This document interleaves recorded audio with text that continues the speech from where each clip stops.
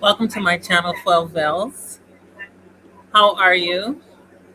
So, I wanted to come on today to share some information about the New York City Housing Authority. And the reason why I'm doing that is because I've noticed that I don't really see the information being shared properly or broadcast. And I find it disturbing, but I needed to do more than just find it disturbing, but actually speak on it. I do feel like, let me know if you can hear me well because I hear the fan behind me, but you may not hear it. But I just really feel like I hear a lot of noise, so I'm going to turn off my.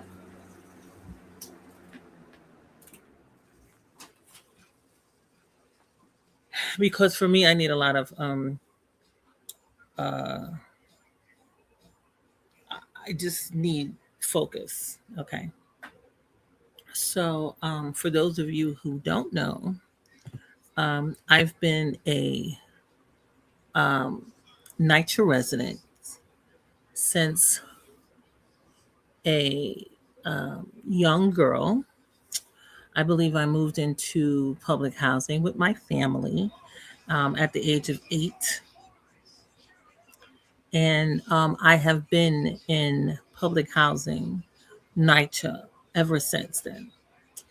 And as time moved on and became into 2001, I became a public advocate, public housing advocate, resident advocate, and um,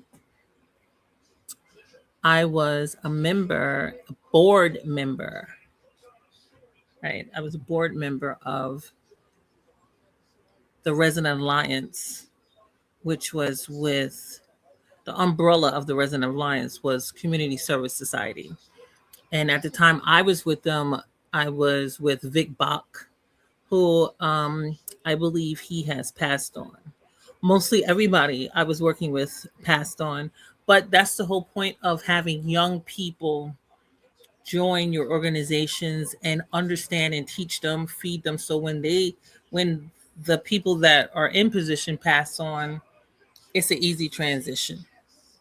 Or that's what people believe, right? So that's best practices. Um, so this is a sign I made myself. I had created a group on Facebook that never really picked up. I ran for a position on my police. So each development has a police service area, and I ran for a board position on my police service area in my neighborhood. I moved in on my own in a NYCHA development um, in 2005, and my um, development police service area had board positions up, and I had ran for vice president, and I wasn't voted in. So I know for a fact that voting matters, and that if people don't cast their vote, you won't get in unless there's corruption, right? But regardless of that, I did get the experience of campaigning, and I put myself out there and let people know that I felt like I was a viable candidate, that I could do the position if they wanted me or not. Now, oftentimes, to be honest, when you run for a position, it doesn't matter if it's vacant, people want to know you. And if the people don't know you, there's no way you're going to get voted in. That doesn't make sense. And if that was to happen, you would be doing something that's corrupt. You always have to make sure the people know you. You want to get the trust of the people. And no matter what people say, the reality is that people are in position that people trust. People believe that they're credible, that they have their interests, and that they are serving them.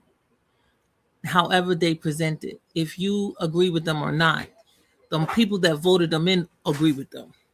You understand? They are able to get these people to vote them in, and you were not. That's it. And the people that voted them in, you likely don't even know. They don't know you, you don't know them. And your job is to get to know who's voting. And mostly there are people that are in their 80s. 80 and 90-year-olds are the ones who's running stuff. They're in wheelchairs. They got rollators, crutches. They go in and out of the hospital. And likely within the 3-year period that you stay committed to the term, they pass away. That's just the reality of it all. You have to get with somebody that's got somebody at least 60 that's in position for you to see them run a long term. But if you come in there in your community and the person's in position that's 80, 90, they've been doing it forever, it's likely if you stay committed, they will pass away during your time of commitment. And you will see another old person get the position. It's the way it is. And that's because those people rub each other's elbows. You know, the fact that you talk about the old people and don't know them is the problem, because those are the people that's voting. Those are the people. There's somebody's grandmother, aunt, whatever.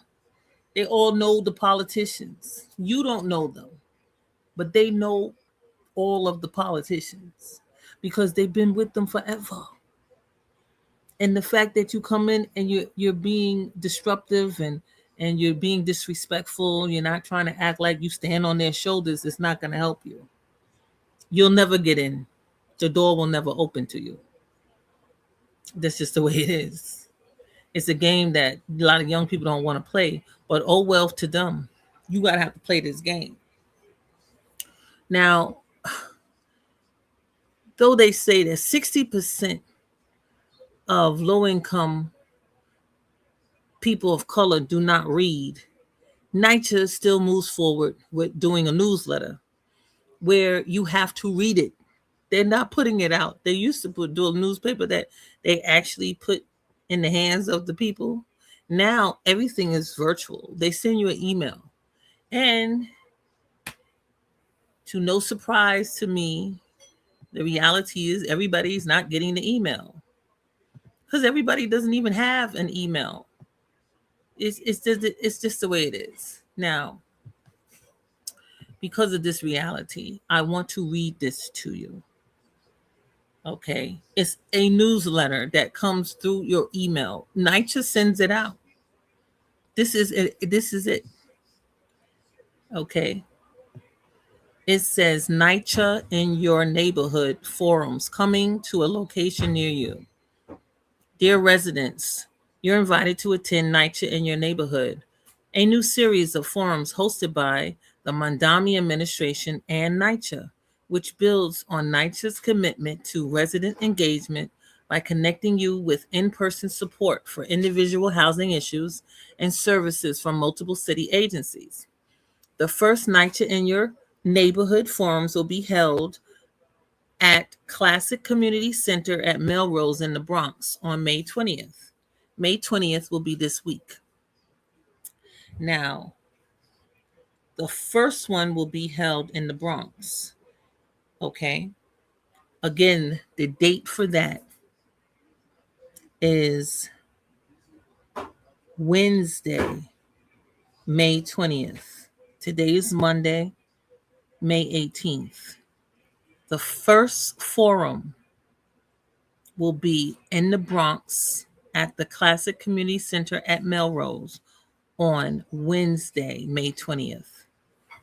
Then Van Dyke Community Center in Brooklyn on June 3rd, and Ethel Battle Velez Community Center in Manhattan on June 17th.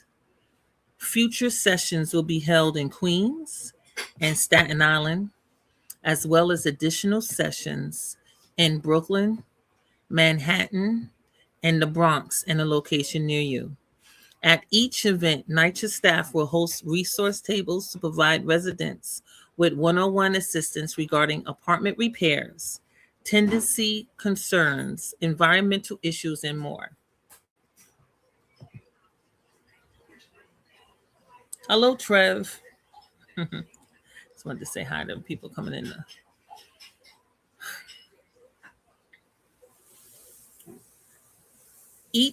At each event, NYCHA staff will host resource tables to provide residents with one-on-one assistance regarding apartment repairs, tenancy concerns, environmental issues, and more.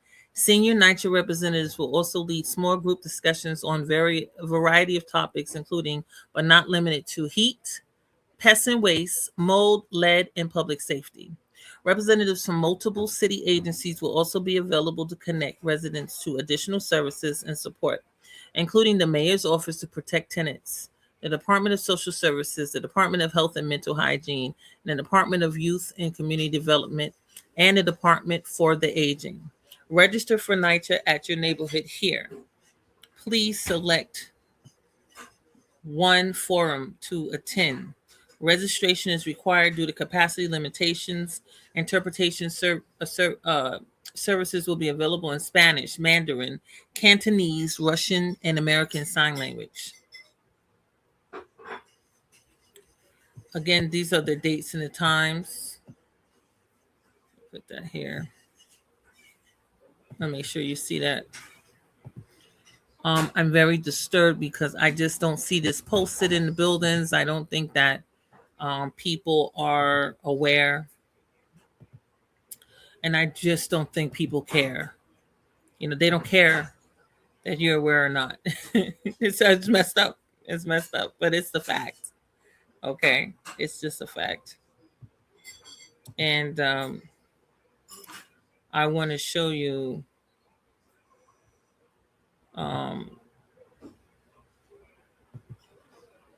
the reality, right? Because people say, I wasn't aware.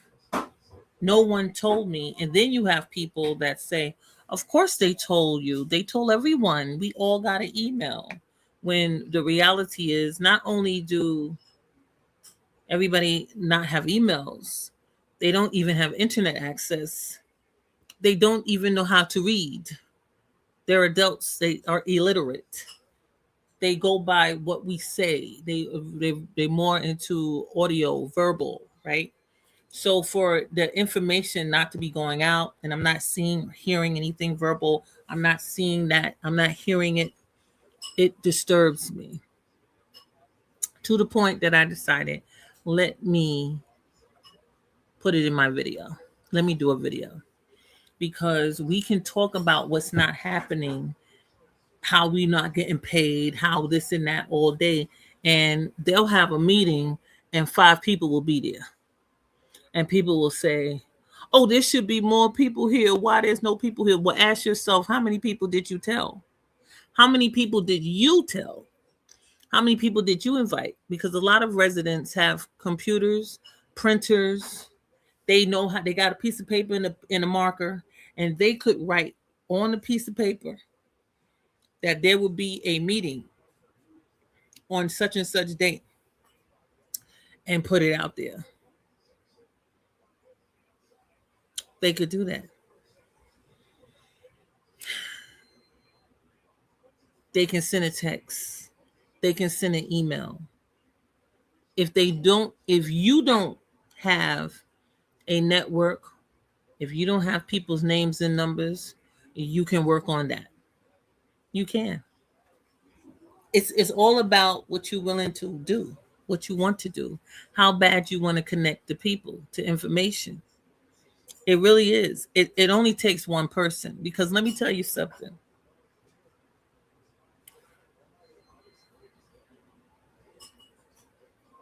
it only takes one person. It more than one person has to do stuff, but to ignite something, it only takes one person. So if a whole bunch of you do it, 25 of you do it, that's a lot of people. If 25 of you talk to 5 people, do you know what that is?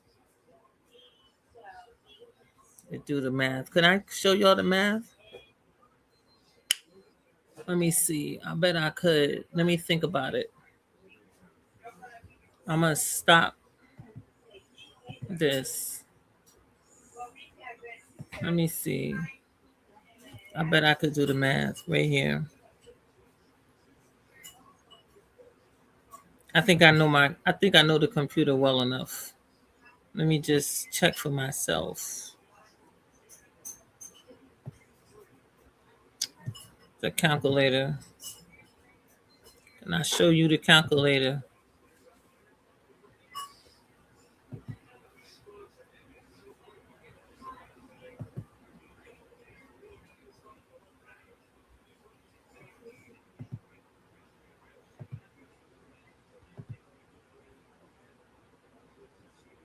Ha! Look at that. 25 times 5 is 125 people you reached. 25. No, that don't sound right. Wait a minute. It's 25 people times 5. Did I do that right? It doesn't ring true. It's only 125. If you got 4, so 25 people times 5.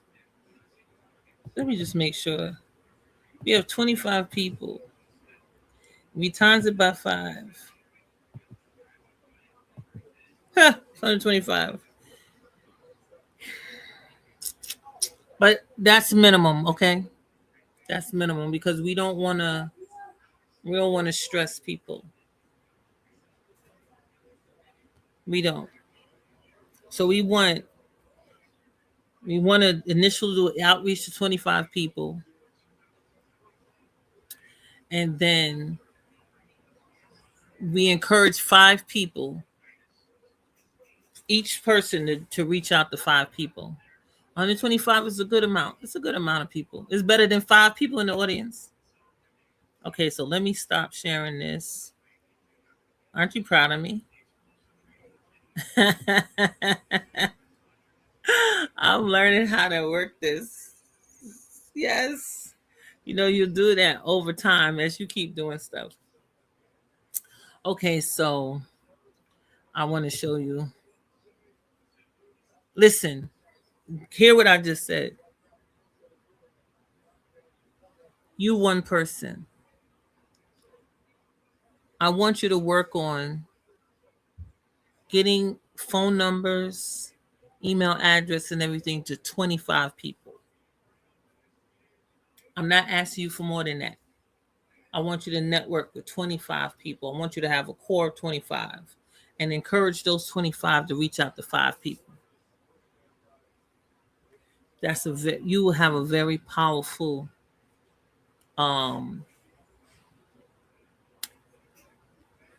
it'll be very powerful, trust me.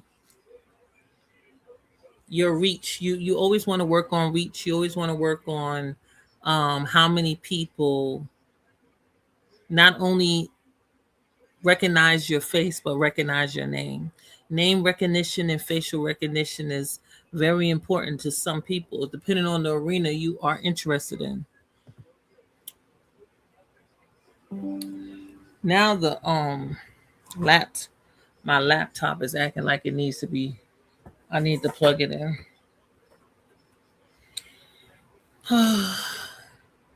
Where is the cord to this?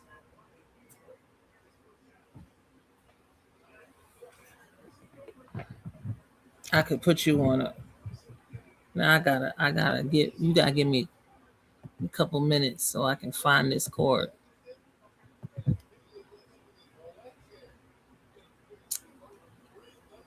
I'm going on a break. I'll be right back.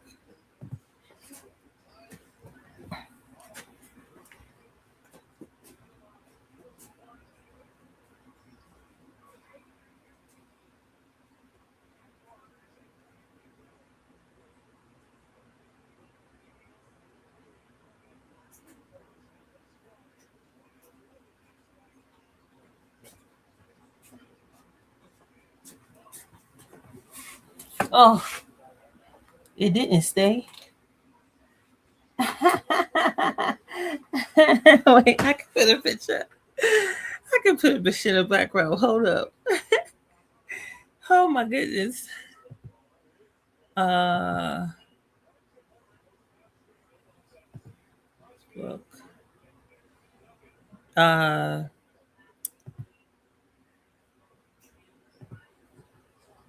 Public housing lives matter. Yes. We plug this in. I know we got music here too.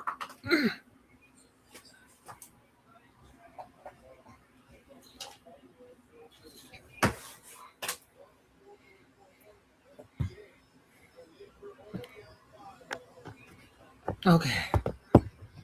It's a good. Okay, I see the brightness. There's the brightness.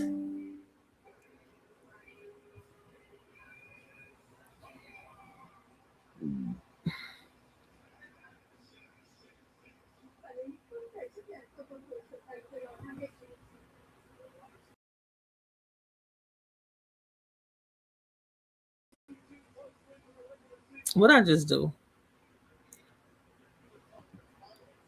Share screen. I want to show y'all. Okay, let me share this. Okay, so let me check with my second device if y'all hear me well. I don't see any comments in the comment section. Is it too technical? I have to do it anyway. It doesn't matter. In case somebody looks it up. Technical? I have to do it anyway. It doesn't matter. Okay. Y'all hear me well. Okay, so they want you to register. Hopefully you received the email. They need you to go to NYCHA in your neighborhood. NYCHA in your neighborhood. NYCHA residents are invited to attend NYCHA in your neighborhood, a new series of forum hosted by Mandami Administration and NYCHA, which builds on NYCHA's commitment to resident engagement.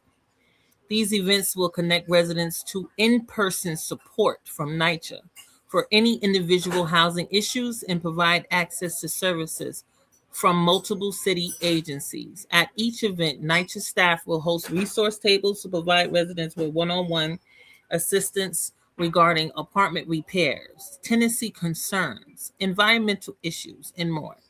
Senior NYCHA representatives will also lead small group discussions on a variety of topics, including but not limited to heat, pest and waste, mold, lead, and public safety. Representatives from multiple city agencies will also be available to connect residents to additional services and support, including the Mayor's Office to Protect Tenants, the Department of Social Services, the Department of Health and Mental Hygiene, the Department of Youth and Community Development, and the Department for the Aging. Register here at on.gov/NIYN-registration. For the first NYCHA in your neighborhood forums will take place on May 20th. Date. So it's going to be, the borough is going to be is in the Bronx. The date is May 20th, 2026. Location, Classic Community Center at Melrose. Address, 286 East 156th Street, Bronx, New York, 1051. Time, 6:30 to 8:30. Doors open at 6 p.m. Requests for reasonable accommodations or language interpretation should be made by May 11th, 2026 by emailing accessibility@nycha.nyc.gov or calling 212-306-3335. That number is a number that they have throughout. Let's see if that number actually works. Let's see what it says whilst I call it. Okay, again, that number is 212. That's 212 306. That's 306 3335, which is cinco. Let's call it. Sorry. NYCHA's annual plan team is not available. Record your message at the tone. When you are finished, hang up or press pound for more options. Again, this is the time now is 10:26 p.m. So likely you might, if you call during regular work hours, you may get someone. Usually NYCHA's work hours are from 8 a.m. to 4:30 p.m. Again, it is 10:26 p.m., which is not work time, but they do allow you to leave a message. It didn't say it was a non-working number. Um, is this something you see? I think you can enlarge it yourself, but let me see if I can enlarge this. Okay, let me see how it looks on my end.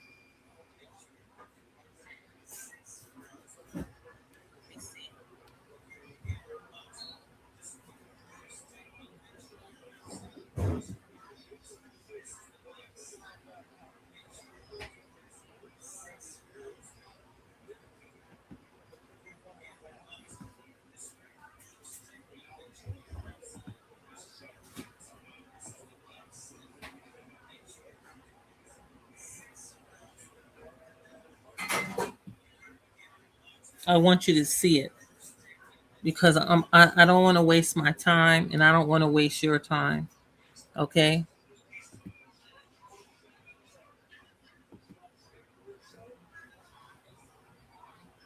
Okay, this is much better.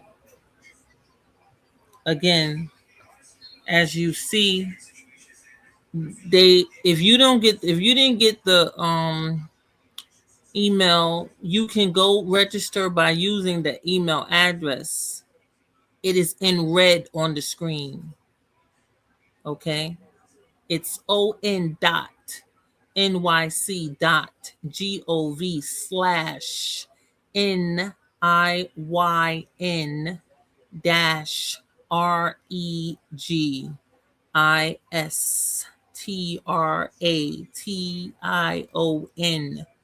I'm going to say it again, and I'm going to say it slower. You go to your computer and you go to your search engine and you put in ON period NYC period GOV/NIYN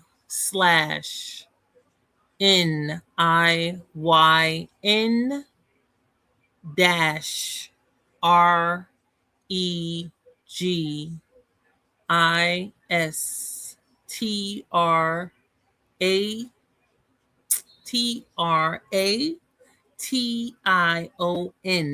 That word is registration. Okay. You putting in on.nyc.gov/NIYN dash registration. And they're asking you to register for the most convenient meeting for you. It's going to start this week in the Bronx. Now, the next one will be in Brooklyn, June 3rd, 2026 at Van Dyke Community Center at 392 Blake Avenue in Brooklyn. That's New York 11212, time 6:30 to 8:30 p.m. Doors open at 6 p.m. Requests for accommodations for reasonable accommodations on language interpretation should be made by May 25th, 2026 by emailing. So they didn't anyway. Accessibility at nycha.nyc.gov or calling 212-306-3335. Now they didn't say you had to call at a certain time. So if you call the number Leave a voice message regarding how you need reasonable accommodations so they can try to assist you the best that they can. They are trying, this is a city agency, they're trying to do everything that is up and up by their laws, okay? But if you don't utilize it, they can't do anything about it. Now, for Manhattan, the date will be June 17th, 2026. Location Ethel Battle Velez Community Center. The address is 1833 Lexington Avenue, New York, New York, 10029. Time 6:30 to 8:30 p.m. Doors open at 6 p.m. Requests for reasonable accommodations or language interpretation should be made by June 8th, 2026 by emailing accessibility at NYCHA at nyc.gov or calling 212-306-3335. En español, 212-306-3335. Please select one form to attend. Registration is required due to capacity limitations. Interpretation services will be available in Spanish, Mandarin, Cantonese, Russian, and American Sign Language. If you have any questions, please email niyn@nycha.nyc.gov. As you can see on the screen, the email address is in red. I also want to highlight the fact that um,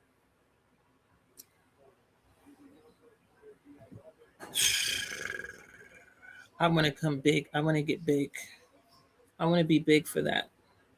Okay, how do I want to do this? I think I want to be messy. I'm going to be a little messy. That's what you're over here for now, right? You be a little messy. Okay, let me just. My wrist. I'm starting to feel hot.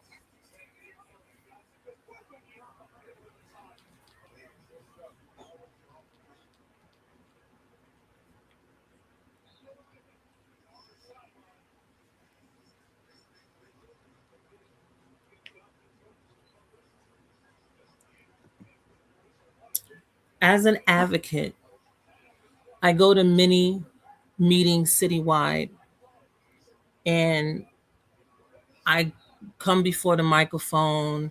I talk to the people on panel or I talk to the audience and I talk to individuals. And one of the things that I really get frustrated about when I'm talking to many people, one of the things I say is that I don't feel that diversity is represented in the meetings that I go to. Because when I go to majority of NYCHA meetings, I only see Black and Spanish when we clearly have a very diverse portfolio of residents in NYCHA. We have Asians and Russians, Jewish people, all of them are inside of NYCHA. And when you see the Russians and the Jewish people, they are white people. Those are white people. And I don't understand why I have to go through this all the time when I'm talking to people. And why it seems like they are so anyway. I tell them all the time, when you read the materials from NYCHA, they always let you know that we have Spanish, Mandarin is Asian, Cantonese is Asian, Russian, and ASL. ASL is just a sign language. You see them people, they're doing the sign language. They're doing the sign language. Anyway, that means they are deaf or hard of hearing.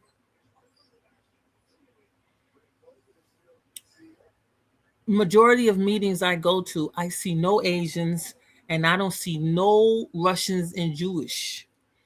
So I say that if they don't have problems in NYCHA, and people just want to act like they don't care.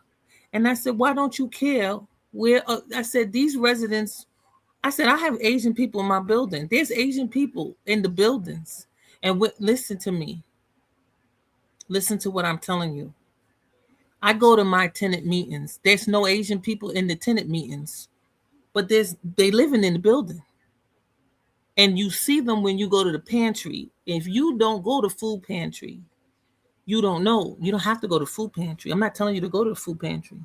I'm telling you that I am one of the people that had to utilize the food pantry. And when I would go to the food pantry, any of them food pantries, there'd be nothing but Asians on the line. I mean, aggressively on. And I said, look at all these Asians. Why I never see them in the meetings? And I started wondering, well, where the hell these Asians going to get information? Because they living right up in this building.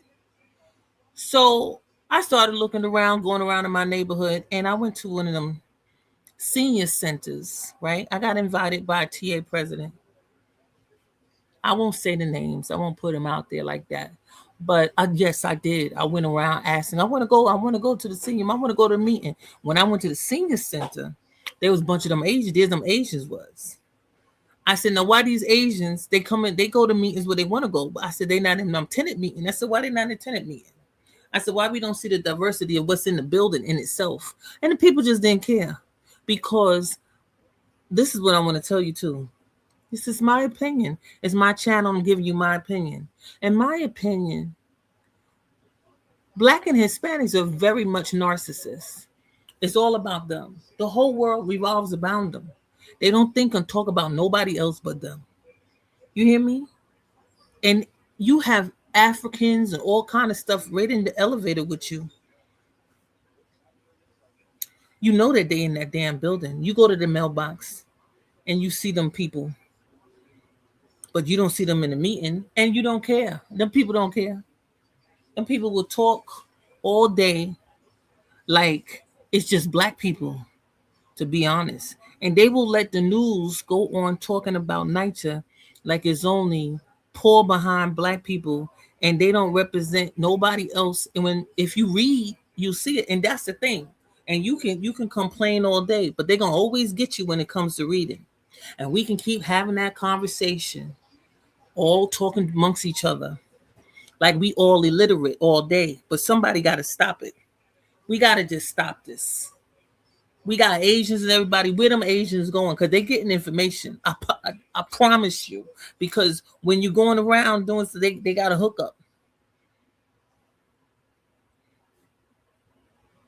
You don't got the hookup. We all in the same building. We don't got the same hookup. It's ridiculous. We all in the same building. Okay? And I went to HRA to get on welfare. Them Jews, let me not sound racist. The Jewish people, they didn't even wait online. They get in there and they get to see the case manager like as if they got some kind of preference. I said, what's going on? Is it religious? Or what's going on here? They got religious, there's something lets them pass the line. I don't understand it. I really would like to know. I still haven't found that one out, but I kind of don't care because I just don't even bother to go. I don't bother to go to it's something, it's fraud, it's fraudulent, it's something's wrong. But I know one thing, I'm not getting the same treatment. I know that much. And when I really look around and I see it and I say, you know what, I can't. I just really can't. I can't be bothered with it right now. Not today. Not today, Satan.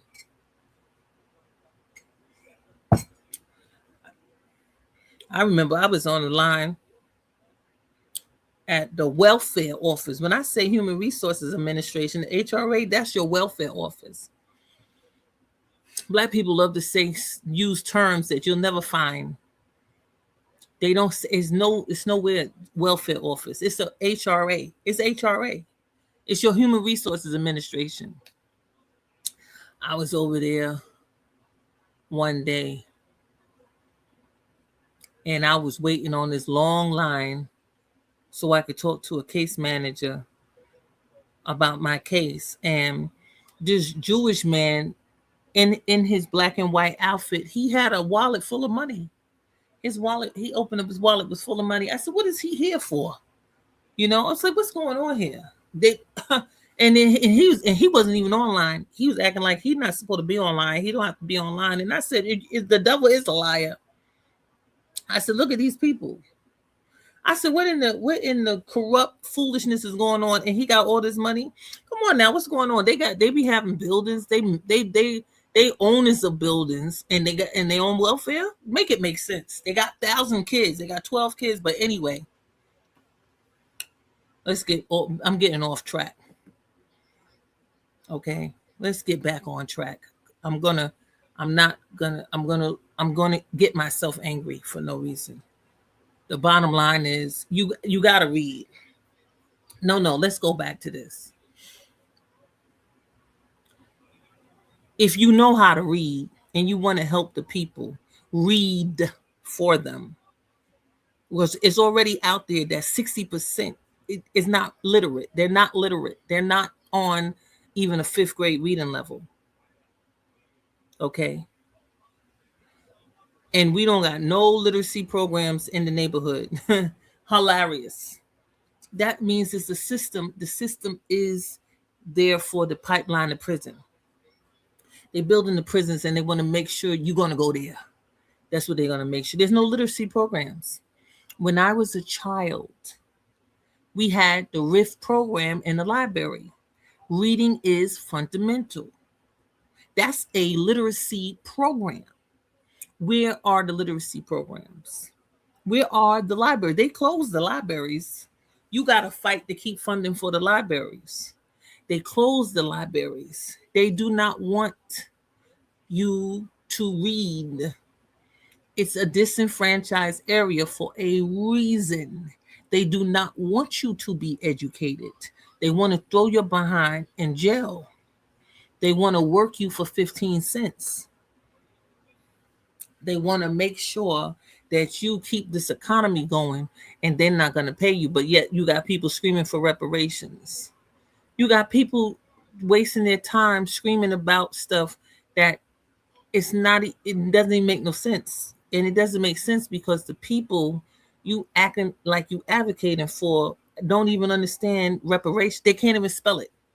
They don't know what it is. You talking about you learn a big word, then you use it all day just because you can pronounce it. The people don't care. They don't know what you're talking about. It doesn't. They love to say yes to everything. Yes, yes, yes. No.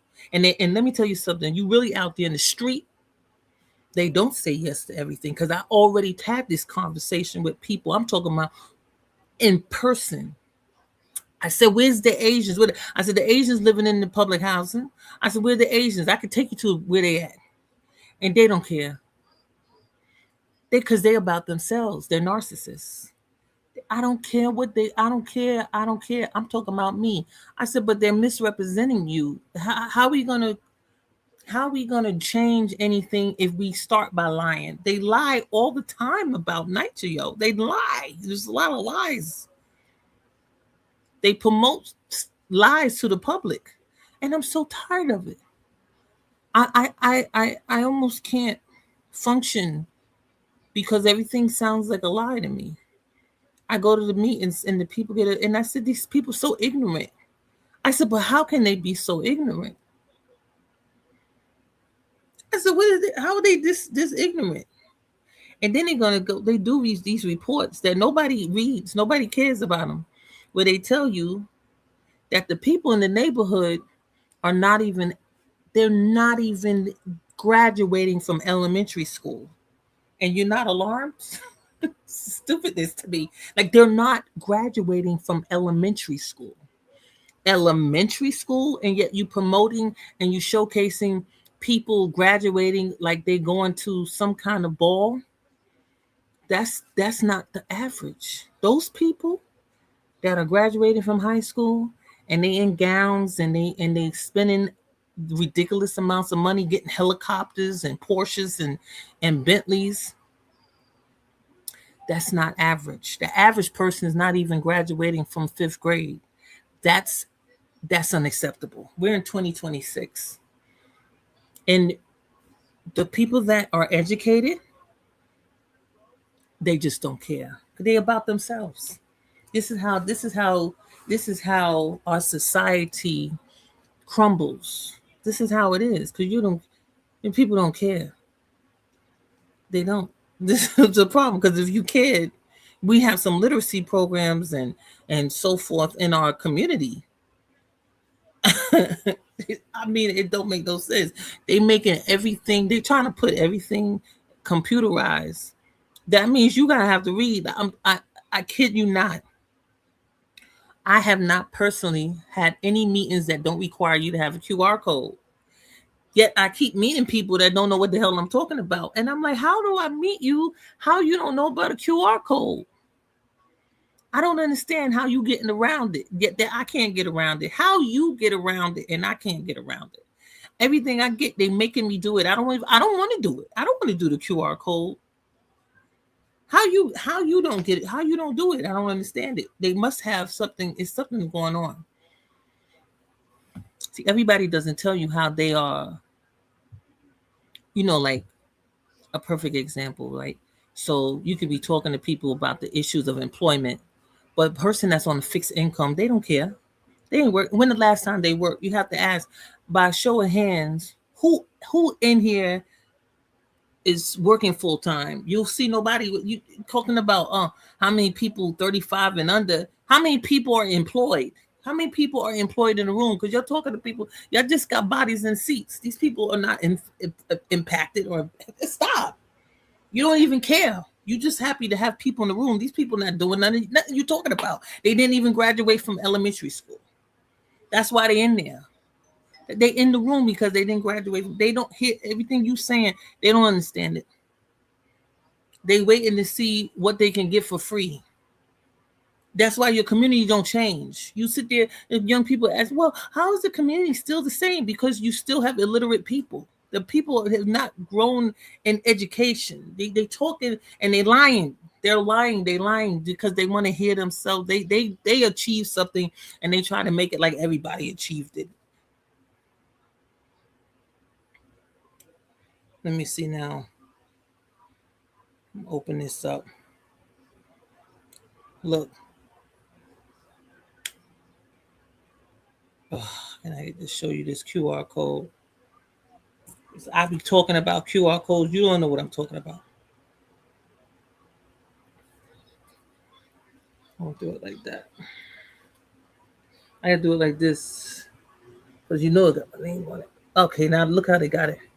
Fuzzy. See that QR code? I take the background out.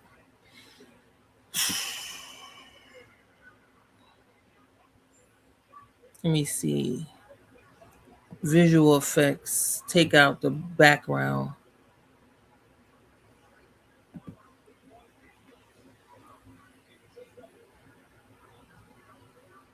Still giving me a hard time showing you the QR. See the QR code? Look at that. This is in my wallet. The wallet is right there on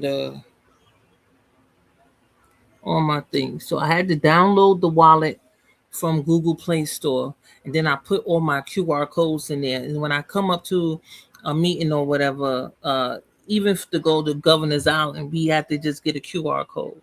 So I go and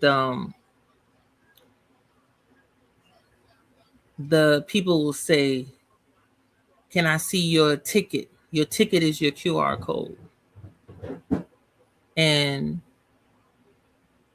I'll say to people, I'll talk to them, I'll talk about the QR code, and they'll be like, "What's that?" And I said, "Well, your scan code." They'll be like, "Oh, I don't know, I don't got it, I don't got it." And I'm like, How do you didn't get it?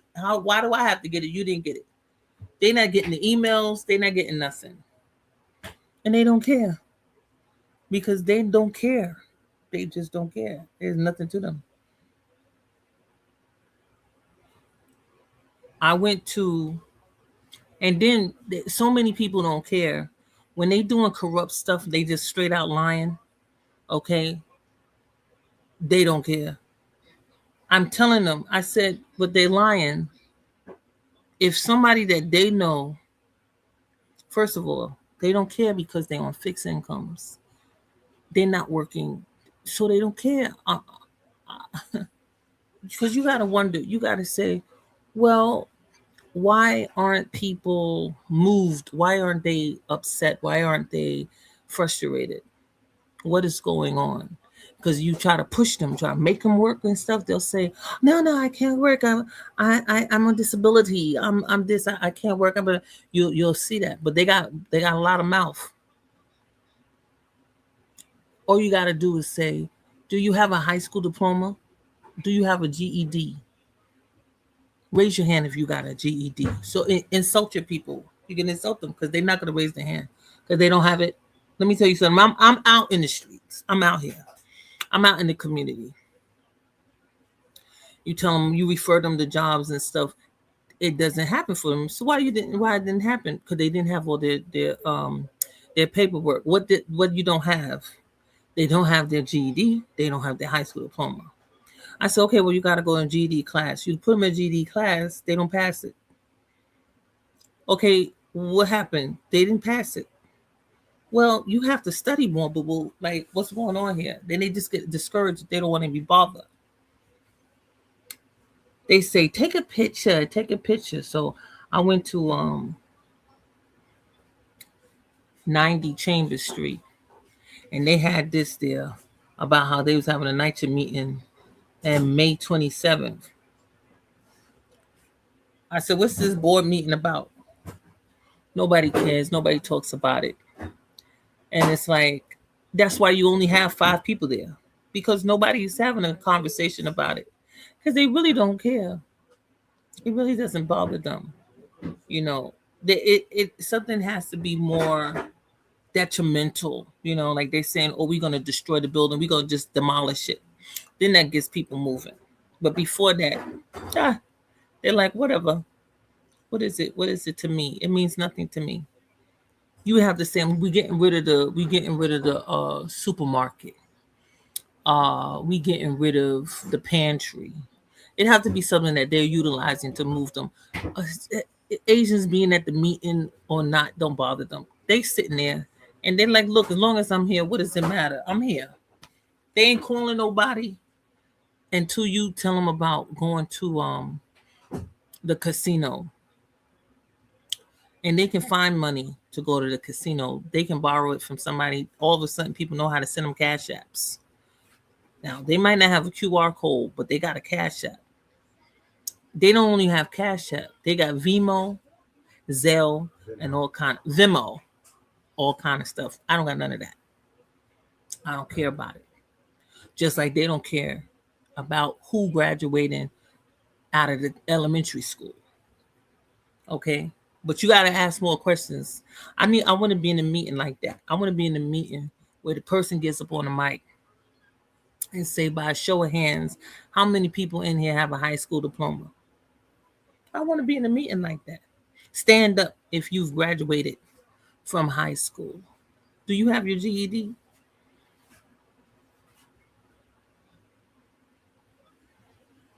Talking about spelling bees. We need to have more spelling bees. Get the kids up. Spell gentrification. What does it mean? Because a lot of people, they saying words, they don't know what it means. They don't care. It just happens. That's what low income communities. It just happens. They don't know what happened. They don't know. They don't know how it happened. You tell them. You tell them. You talking to them. You said you tell them about the process, right? So you do pecking order, or you do you try to explain to them when they have a problem how to create a ticket. You gotta call the CCC. They're like, what's that? Well, how you don't know what it is? Have you been to your TA meeting? Do you have TA meetings? What's the TA meeting? Do you have a resident association? Do you have a resident council? They don't care. And we have to change that. Those who are in the know, we have to have this conversation. We got to do it. It's not happening. It's not happening. I'm telling you, it's not happening. Because I have talked to so many people. They don't know the chair. They don't know who the chair is. They don't know that white woman. That woman, that chair, they don't know. They don't care. You should know who the chair is. This is the chair. Nobody holds her accountable for nothing. A woman was chopped up in an incinerator. They said she went into the incinerator after her pocketbook. They didn't say nothing about it. What? That's crazy. There's all kind of stuff be happening. They don't worry about it. Why? What's going on here? Why don't you care? What's going on? What's going on? How you don't care? It was the people getting upset that even made these meetings happen. What's the guy's name that started? How we put that in there? I know his name.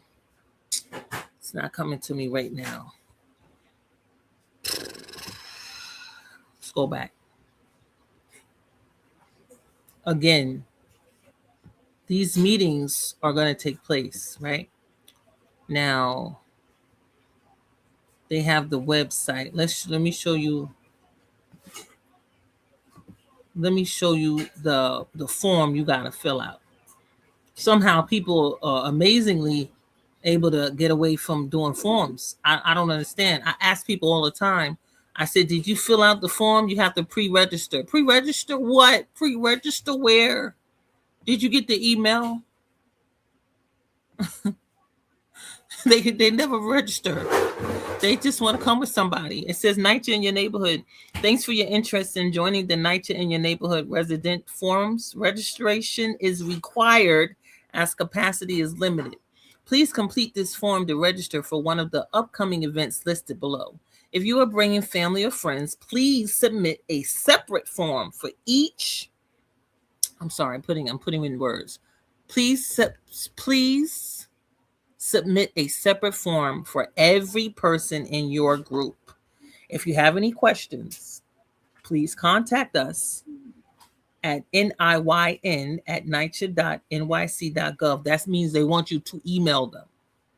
When you submit this form, it will not automatically collect your details like name and email address unless you provide it yourself.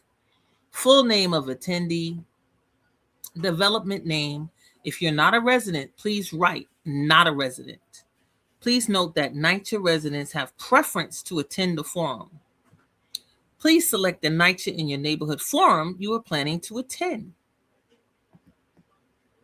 May 20th at Classic Community Center at Melrose in the Bronx, 286 East 156th Street in the Bronx, 10451. And all of this is important, and I'm reading it because for the people that use Accessorize, which we have a lot of residents that use Accessorize, that you can even put together groups for the Accessorize, they all go as a group or whatever, they need to know the address and the cross streets. Okay? So, and you can ask for your trip 2 days or a day in advance. And you would call them up and to schedule your meeting, right? So you would say, I have an appointment. The appointment is at 6:00, and they would pick you up at the time they would say they're going to pick you up. So you can be there at 6, right? People that use Accessorize, they know this already, but they have to have the address to be able to schedule. A lot of people, they can do it, but they need to know. They have to know. It's not like you can't get these people out. It's not like you can't get the bodies, but they got to know. And I'm telling you, they're not getting the information because they're not reading. You know how to read. You got to read it to them. You got to put it out there. I'm serious. June 3rd at Van Dyke Community Center in Brooklyn, 392 Blake Avenue, Brooklyn, New York. What do you see? Put it back. Let me put it back. I want you to see it. Do you see this well?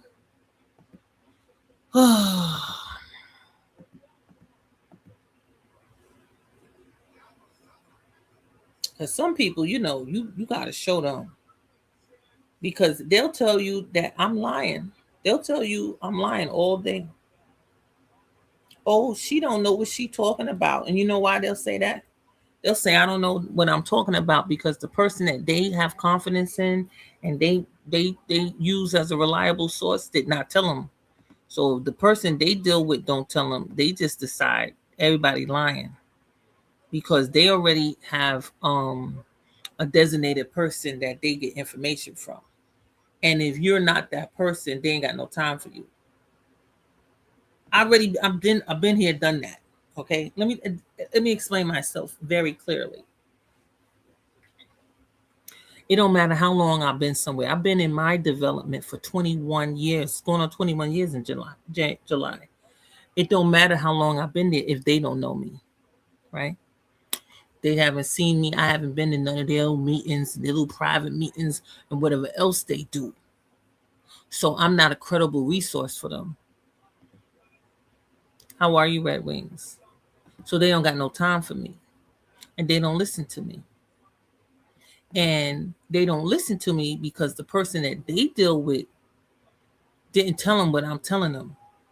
And they want to say that I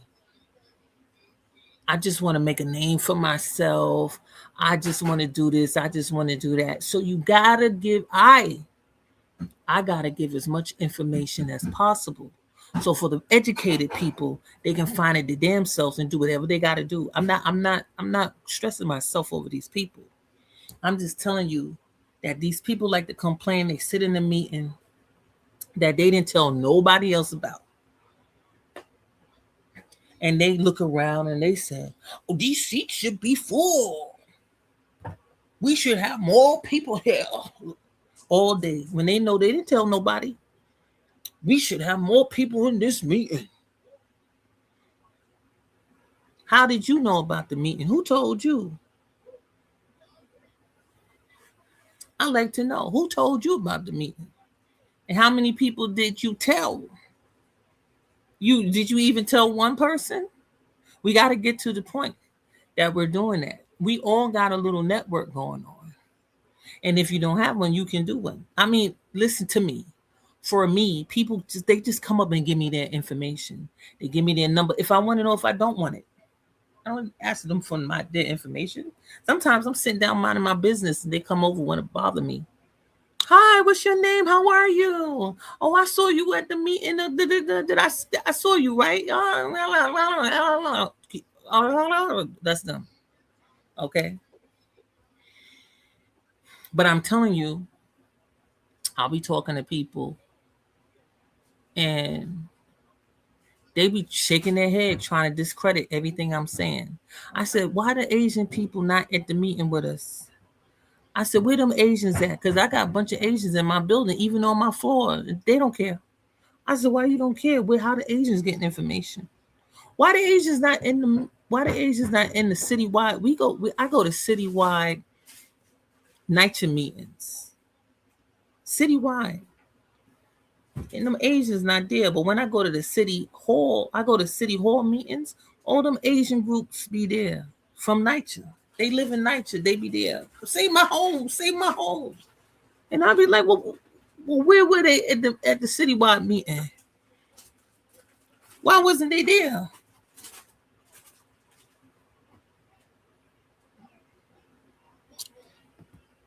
"12. You're very active in politics. People will see you before you know them." What you mean, Red Wings? What I'm saying is that I hate when I get people constantly just don't want to listen to me. I'll be telling them something and they just try to act like I need to do more research. I said, well, what research did you do? Oh, you need to do your research. I said, do what research? What I need to do research? I'm telling you, I don't see no Asians in here. Why I don't see Asians in here? They in my building. I don't see no Africans. Where the Muslims at now? They in my building. All them getting no halal food.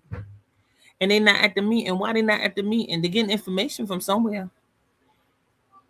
I said, why they not at the meeting? They don't care. And why you don't care? Why you don't care? I think that's weird to me. And I hate having these conversations with people saying when they be acting like they don't know white people already in the projects. Like I'm like they already was in the projects. We got Queensbridge houses. They said, well, where are they? Like, oh, so I gotta do the video? What's wrong with you? Oh, so it's not my word alone. You got Queensbridge, right? You got Queensbridge houses. That's the largest NYCHA development. Right across the street, Ravenswood, all that got white people in it. Them Russians. But people be acting like I'm lying to them. They act like I'm lying to them. And I'm like, are you kidding me? Why would I lie to you about that? Thank you, Red Wings. Red Wings is one of my number one subscribers. That's why he's a wrench holder. He got a key to the house. I'm telling you, I'll be out in the street talking to people. They listen, they don't like how I talk to them anyway. Listen I'm telling you what I've engaged in conversation with people at. We be in the meeting together and they say, there ain't nobody up in here. Why nobody in here? And I said, well, how many people did you invite? What? How did you find out about the meeting? How many people? Because we all are leaders, right? So see, we have meetings where they'll have somebody come and they'll say, we are all leaders in the room. We all make a difference. That means we all should have a network. We should all have numbers. We should all have contacts. All of us. Because we're leaders, right? But when I ask somebody who's complaining about there's nobody in there, how many people they invite, they get offended. What are you offended for? How many people? I'm asking you a question I really would like an answer to. How many people did you invite? Because half the people I talk to, everybody they know is in the hospital. That means you need to get a fresh group of people, boo-boo. You need to knock on some doors. You need to get to know somebody else. Because everybody know people in the hospital. I promise you. I promise you. They got people, they in and out of the hospital, but they the most active. Why? What is going on here? What are you doing?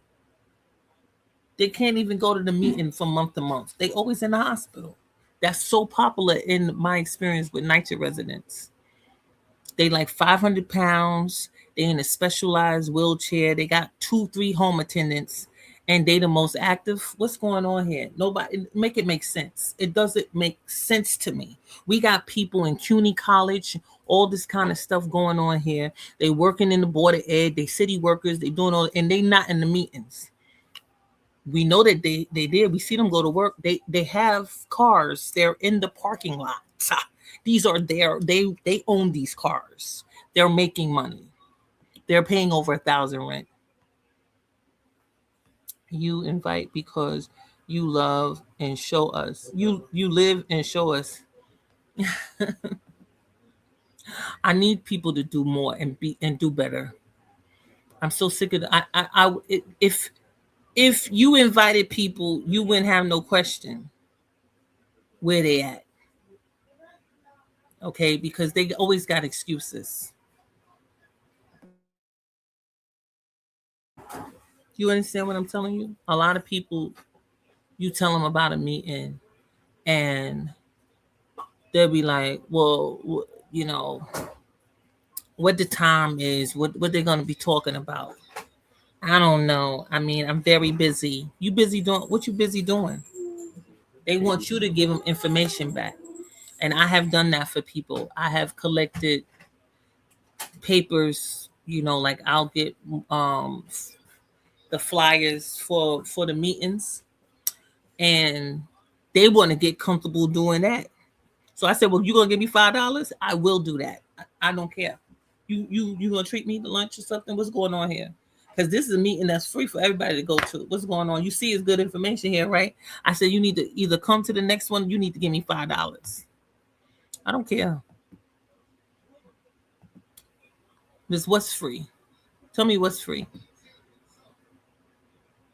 June 3rd, Van Dyke Community Center in Brooklyn, 392 Blake Avenue, New York, 11212. June 17th at Ethel Battle Velez Community Center in Manhattan, 1833 Lexington Avenue, New York, 10029. Do you need language interpretation or reasonable accommodation? Request for reasonable accommodation or language interpretation should be made by emailing.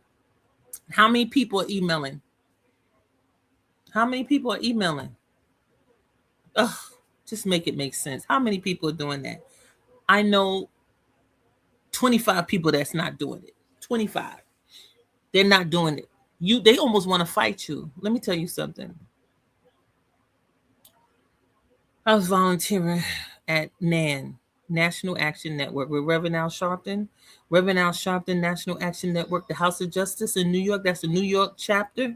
They got a bunch of seniors in there.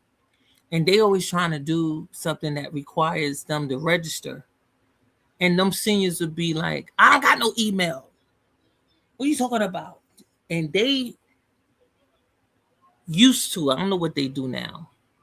When I was volunteering with them, they would create a sign-in sheet and just let them sign in on the paper. And then they would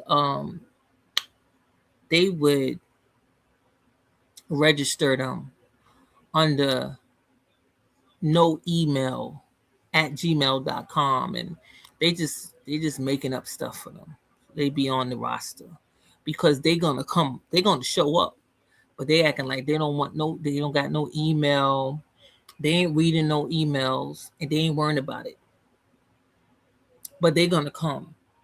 They will physically be there. But they not doing nothing that you telling them to do. And they get mad with you that you dare ask them. Excuse me, can I have your email? Email? Yeah, I need your email. If you don't have an email, I can assist you in making one. It's very easy to create an email with Gmail. I don't do none of that, ma'am. Do you understand me? I don't do none of that. And I said, well, somebody has to help you do that because that's what they do now. They don't got no time to listen to me. And I'll be just sitting there wondering to myself, how is this working? But then that's when you have to have that conversation about these people are on fixed incomes. They're not working, they're not in the workforce. You have to remember these things. People are in categories. Your normal senior is on a fixed income. These people got nothing better to do than to come to these meetings. That's why you're going to have them there. What else are they doing? So they're on a fixed income. They got a budget. They know what they're going to do with money they got, how they're going to wiggle, and they got the time. Some people can consider people that are on public assistance on a fixed income. So they know what's coming in on a monthly basis, and they they figure out how to move that way. So when you're having these conversations about people struggling financially that are employed, they're employed, some of them are underemployed, right? They're having trouble with transportation, they're having trouble with food, they have food insecurity, right? They are talking about the rent is not reasonable. We're having trouble with rent. They have utilities that they're paying. They said, my rent doesn't include utilities, or they're complaining about all these additional expenses. There's all these people, they're not even listening to it. They don't know what you're talking about. They don't care either. It's just a conversation that they just looking at as entertainment. And that's what I was having a conversation with some people about as well. I said, a lot of people, they are entertained by the pain of Black people. And it's like, what are you talking about? And I said, all the struggle, you the people losing their kid, somebody kid was they lost their life, they was unalived. I said the people are just looking at them in form of entertainment. It's just a story that they're being entertained with. And I just it disturbs me in my soul. Like I really get disturbed. And I said, well, why are they so disconnected? You could tell when some people disconnected because you got some people, they tell you about a situation and people are out there crying. They're really weeping because they can relate. And then you got other people, it's like you could just give them a bag of popcorn. They sitting there chilling, you know. The people that you have a lot of people, they can hear about somebody, they passed away, and then they'll say, well, that happened to my brother, and they never found the person that did it. It's unsolved. It's unsolved. And you say it's unsolved based on what? Like what happened? Is it still open? Did they close it? Like, what's going on? If they don't care about black people, they ain't looking. It's like when they start having those conversations about how when black girls go missing, they're not putting in the resources to look for them. So as a member of National Action Network, we had a situation where two kids had went missing, and the police wasn't really doing what they need to do to look for them. And with the pressure of the National Action Network, they brought the helicopters and everything to look for them kids, and they found them unalived, floating in the water, whatever. They found them. But if there was no pressure, they would be unsolved. You understand?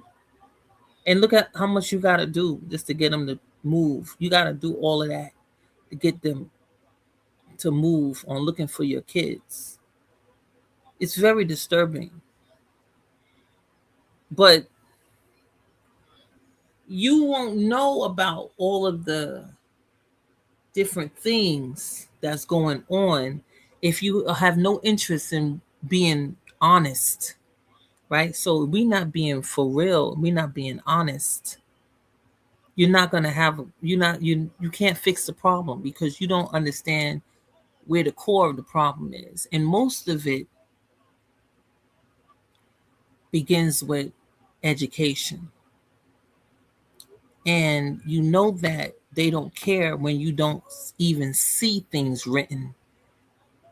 Because you go into the white neighborhoods, they got everything's written somewhere. You always find something to read.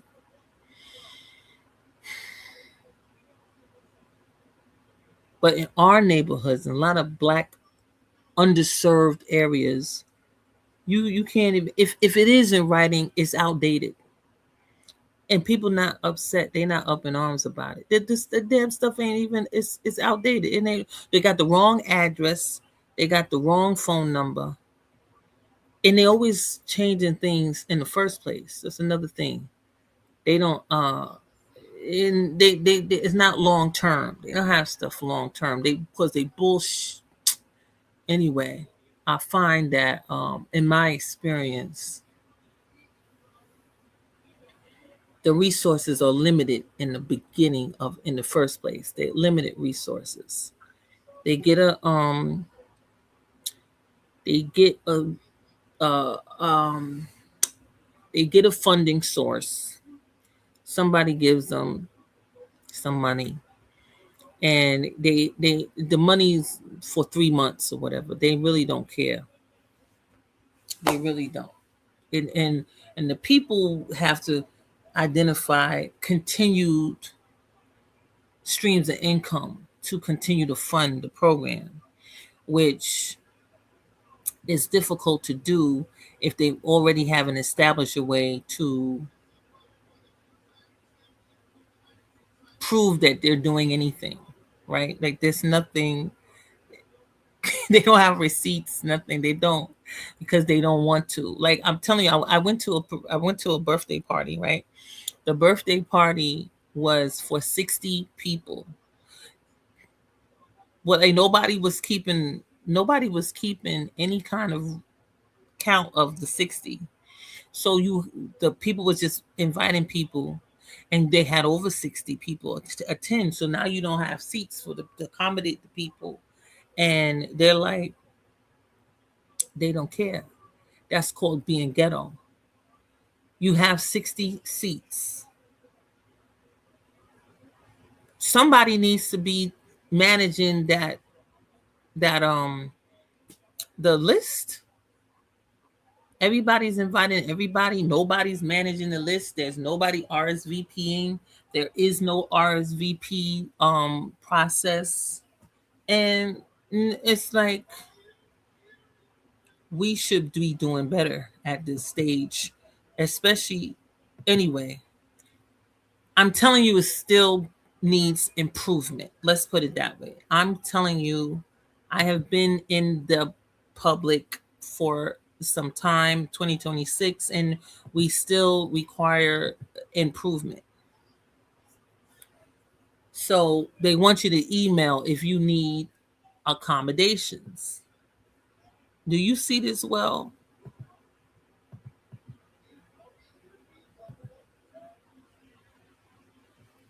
Let me see on my other device how well y'all see this.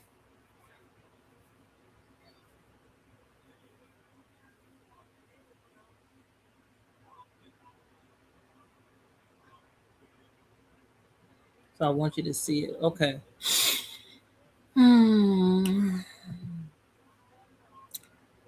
So you're going to do accessibility at NYCHA.nyc.gov or call 212-306-3335. On the form, you put yes or no if you need it. They ask, so I don't know why some people act like they can't tell you this, but they ask, how did you hear about this event? Please select at most two options. Direct email invite from NYCHA. That's how I found out. I got direct email invite from NYCHA. NYCHA website, family or friend, e-newsletter from NYCHA, NYCHA social media, Facebook, Instagram, etc., NYCHA flyer or other. That's what they want to know. How would you like to receive confirmation of your event registration? To receive confirmation of your registration, an email address or cell phone number must be provided. So they want you to check email or text. When you click on the text, another option will come out and they ask you to put in your phone number. Okay, if you take that away and you put in email, they'll ask you for your email address because they don't already have it. They're not acting like they have it because this is a separate tab. Okay, I wanted you to see that. I'm deleting. I'm not deleting, but I'm closing off those things. Okay.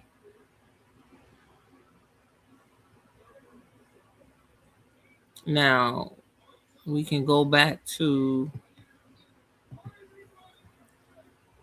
the email.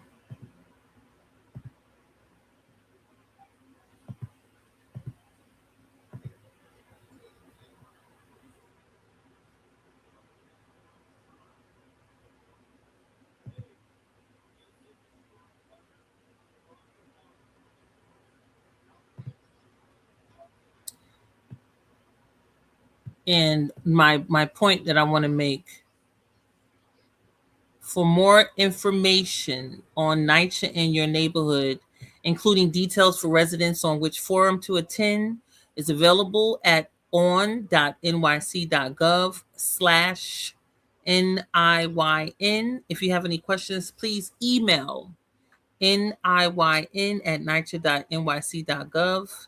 We hope you can join us. Lisa Bova Hyatt, Chief Executive Officer, Eva Trimble, Chief Operating Officer. And then they have it. This is how it is always with NYCHA.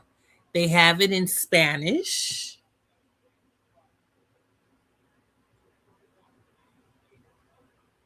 And then they have it in some kind of Asian language, right? Because I don't know Cantonese from Mandarin. Okay, I just know that this is not English. It's some kind of Asian, right? Well, Asian, Chinese, whatever. And then you have Russian.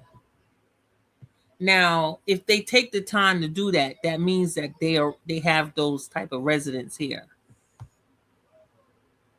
And people literally look at me like something's wrong with me when I tell them it's not reflected. I don't see them in the meetings, and they act like I'm saying something that it's like what like they don't care, like they really don't care. And I just have to accept the fact that they don't care. It's not that everybody don't care. It's that the people I'm talking to don't care, and it's okay. They don't have to care. Just like a person that's on a fixed income, they don't care about going to work. You can talk about jobs all day. It doesn't matter. And people that know how to get around whatever somebody's talking about, because they got the money, right? They know they can just pay somebody to do it, right? Like, okay, I don't feel like figuring out the email or whatever, but I can pay some. I'll give them $50 or whatever. They can fix it for me because I'm just gonna come, and they do it. This could be hotter.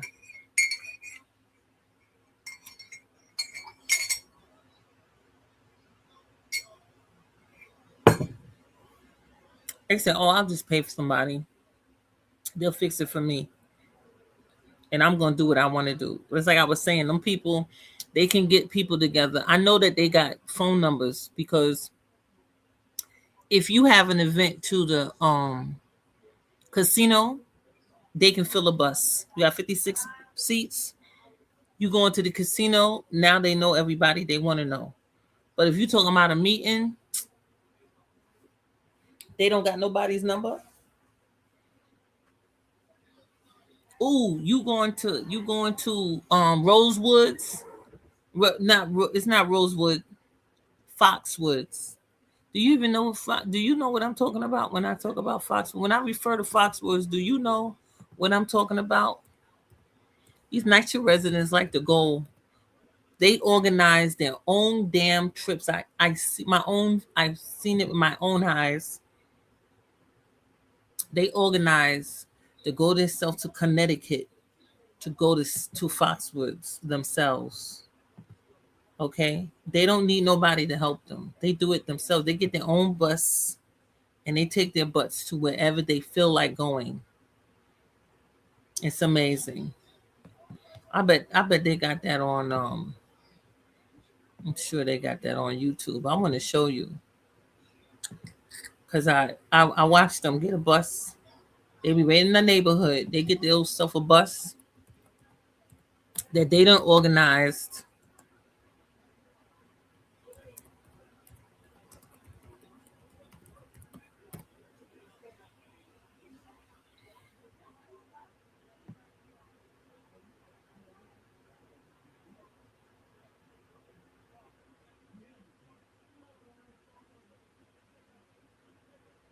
They got that thing I was talking about. They not talking about the casino now. Talk about the casino. Look,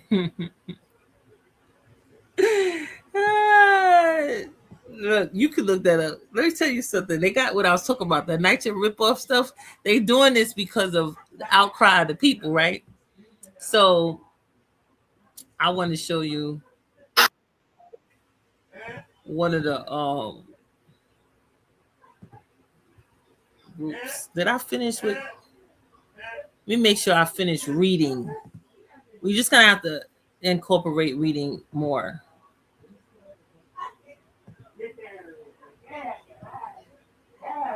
Let me see. Okay, that's in Russian. Now listen again. It wouldn't be there if we didn't have them. It wouldn't be there. I'm gonna stop with that, and I'm gonna bring you over to the ripoff meetings here.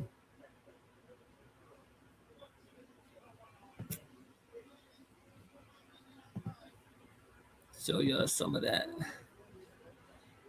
Uh,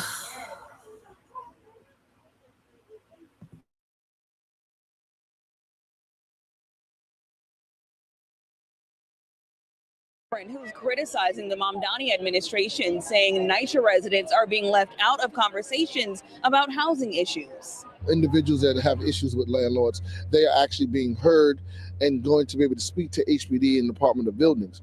But for NYCHA residents, they begin to go to a resource table and they tell them that the issue is going to be dealt with another day. They've been told that time and time again. Standing in front of a bus with Mayor Zohran Mamdani's face on it, reading NYCHA Residents Matter, Reverend and activist Kevin McCall says the rental ripoff hearings don't give tenants in the New York City Housing Authority a voice. McCall. Now, this is very important. It's very important to understand that Reverend McCall, who was very active with the case about Robert Brooks, okay, Robert Brooks Jr., that was, beat to death whilst he was in handcuffs and everything. He was him and several others was very active in that situation, right? Now, because of his advocacy, we have these hearings coming up. So applause to Reverend McCall. Okay. Excellent job. But a lot of people, they don't know. They're not paying attention. That's not good. I'm not familiar with him being a NYCHA resident, but he's making moves on NYCHA residents' behalf. And I want to show you like 2 to 3 of these efforts that were made so that we could have this starting this week. Here we go.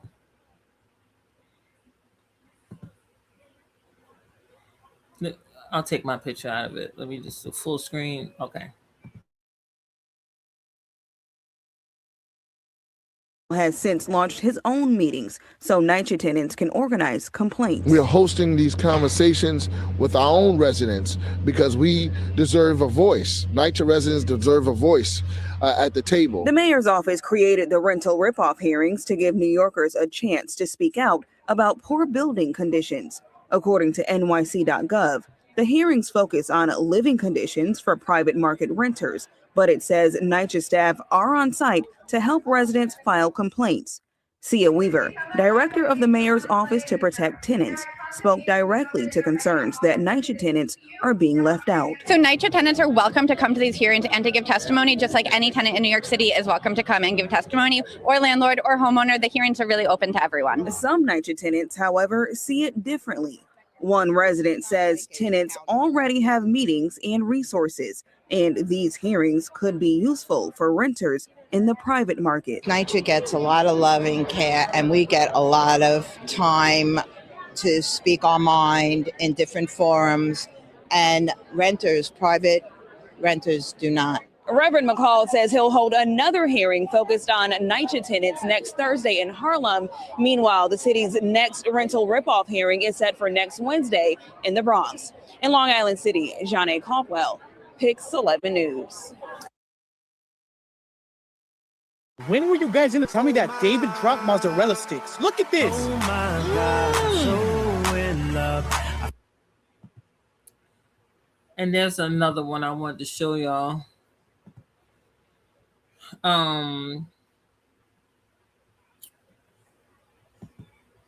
There's so many great. Now to a growing problem here in the city, the need for, which they always do, but people don't necessarily watch it, see it, whatever.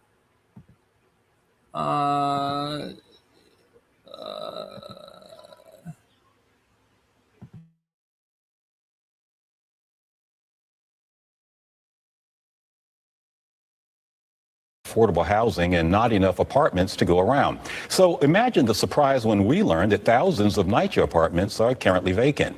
Linda Schmidt talked to a city councilman who is now demanding answers. Well, critics say NYCHA is taking too long to fix apartments once a tenant moves out in order for another tenant to move in. Here at the Red Hook houses, officials say there are about 300 apartments that are currently sitting empty. It's deeply troubling, and this is why, we've had the hearing. We continue to push NYCHA to be more transparent. NYCHA taking some heat from Brooklyn City Council member Alexa Aviles. What we've seen is this trend of NYCHA warehousing or just having a growing stock of empty apartments when we have a housing crisis. The council's Public Housing Committee holding a hearing earlier this week, demanding answers as to why it takes NYCHA more than a year to fix and clean vacant apartments so new tenants can move in. At a time when the city is facing a critical shortage of affordable housing, officials say nearly 6,000 NYCHA apartments are vacant across the city, and there are about 240,000 families on a waiting list. We see just this really serious, persistent need of folks waiting years and years and years. NYCHA issued a statement saying in part that it works as quickly as possible to turn around apartments for new tenants, while ensuring that they are being placed in safe homes that have undergone lead and asbestos abatement, and that apartments typically need significant repairs that involves multiple skilled trades such as carpentry, plastering, and painting. Councilmember Aviles is sponsoring a bill that would mandate NYCHA submit a yearly report explaining why vacant apartments have been empty for more than 30 days. We want to be able to dig in more and find out, why is this happening? Why is it so persistent? Why?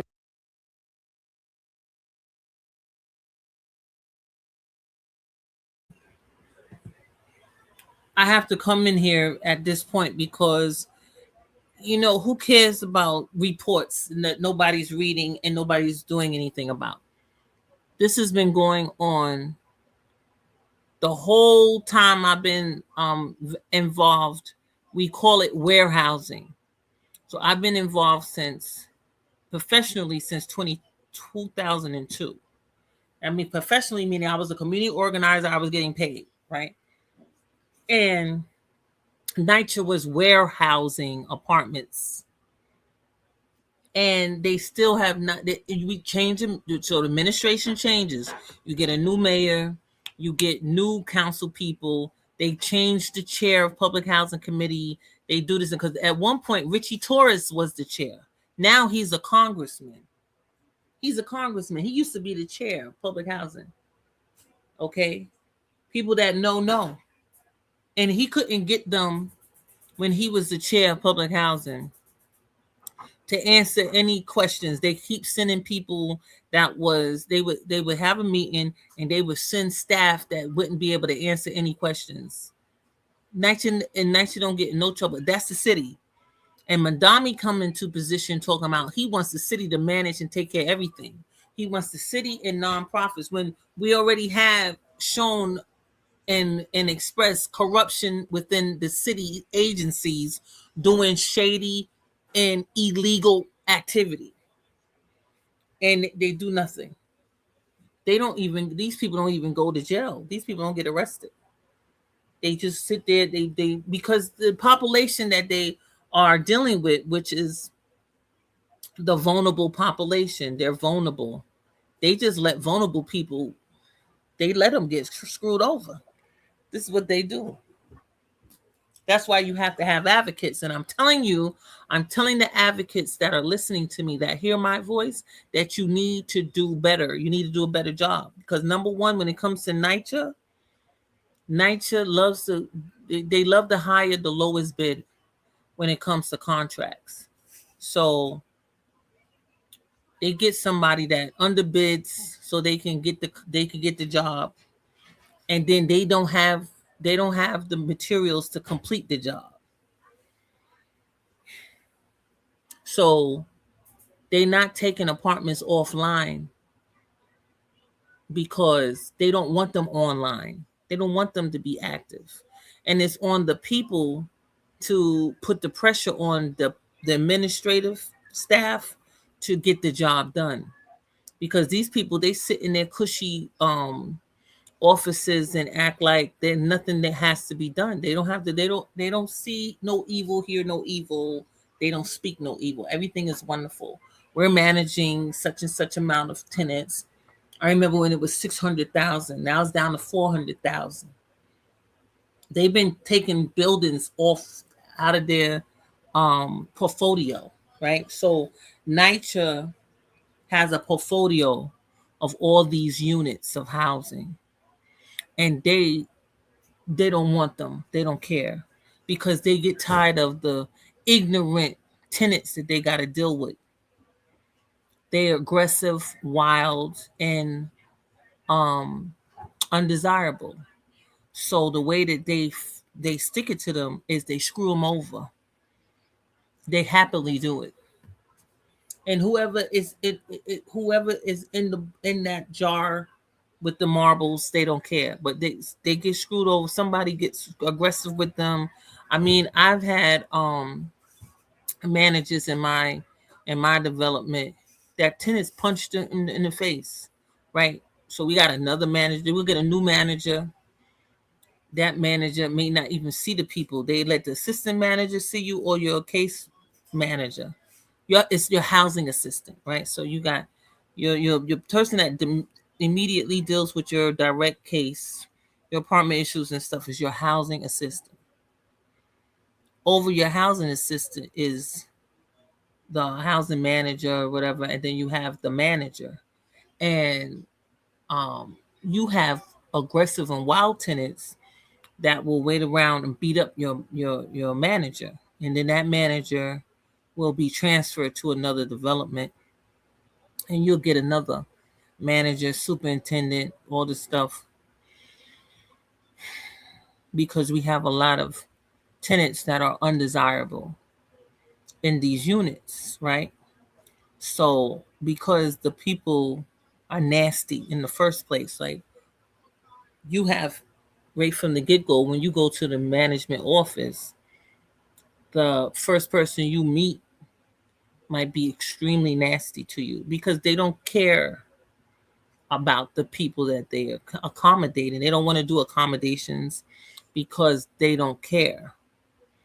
So again, when it comes to the neighborhood and stuff, that's why you don't have literacy programs. You know, whatever is the issue that that's not there, that they're lacking, they don't make it their point to get it. Like they'll put the literacy program or something in a whole different borough when you got vacancies right there. They'll put it in another borough just so you can have a travel hardship. They'll call it a travel hardship. Okay, they know what they're doing. People always tell you all the time, they said the system works. But people want to act like they don't get it. And they frustrate themselves trying to not get it. See, as an advocate, you know what's the facts, and you gonna work around that. You understand? And you're gonna keep it on the hush hush. Nobody gotta know. Because these politicians always acting like they hearing something for the first time, and maybe they are. They might be hearing something for the first time because they don't care. They don't care about these people.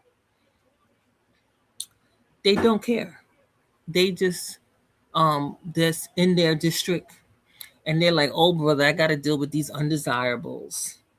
It's the people that have to decide that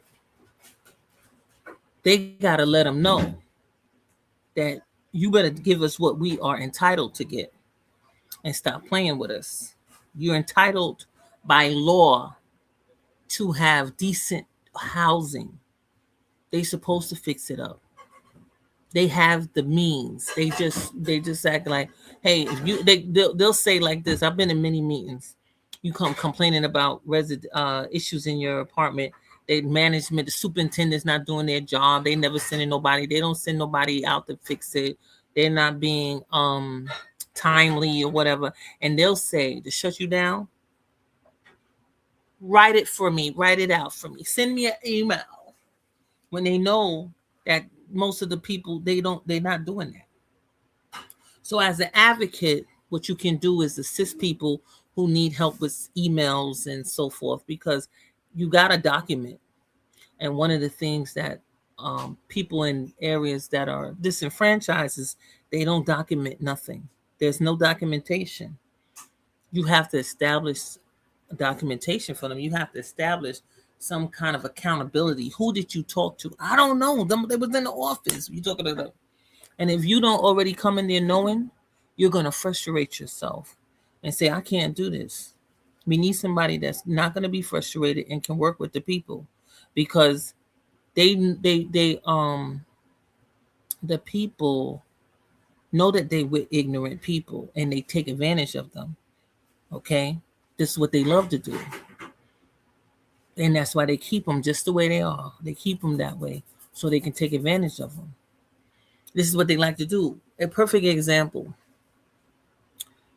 You know that somebody's extremely wealthy, and you know somebody that got no income, and they wanna invite them to the party. What they want to invite them to the party for? There's no reason, and then they end up dead, right? Unalived. They end up unalive because they are the sacrifice. They don't care about these people. You don't have no reason being with them. Why are you going? You're supposed to know that invitation is an invitation you have to decline. Sometimes you get invited to things you know that don't make no sense. What you want me here for? What you asking for me to come here for? They doing it on purpose. You are the sacrifice. There's no need for you to be there.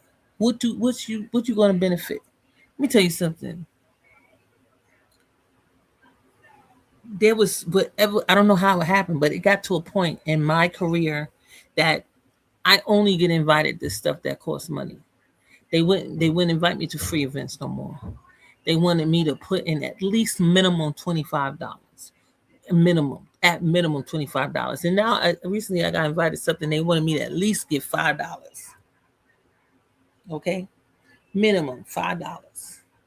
At least give $5. They want you to give some kind of money.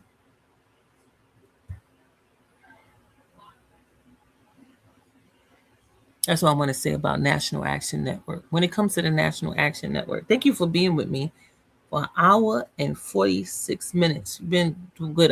We'll stop at the 2 hour mark.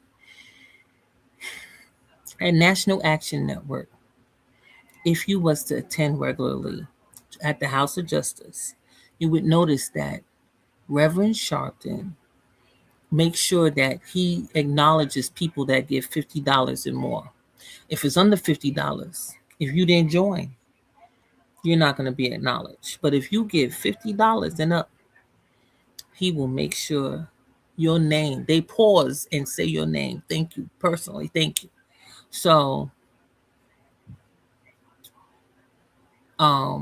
some people, they might put anonymous. They don't want to say their name, but they want to give 50 to 100 or more to the National Action Network. And he does this weekly. So if a person wanted to hear their name, they want to turn to the people in the room, try to share some of the spotlight or whatever.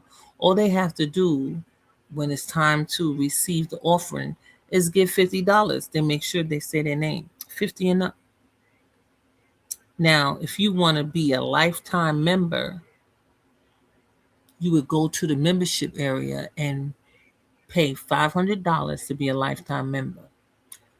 When it comes to membership and so forth, membership starts at $25.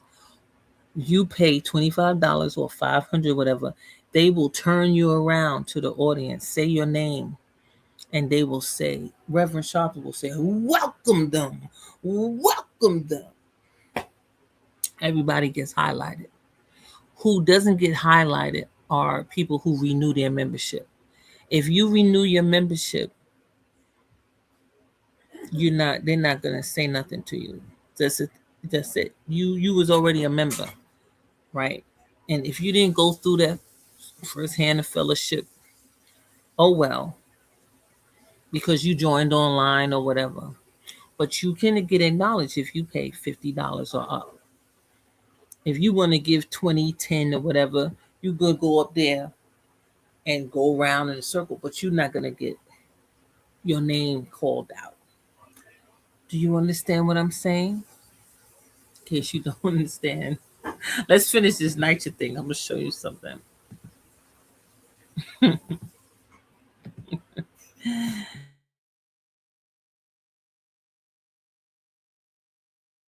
It takes so long to come back online. In Red Hook, Brooklyn, Linda Schmidt, Fox 5 News.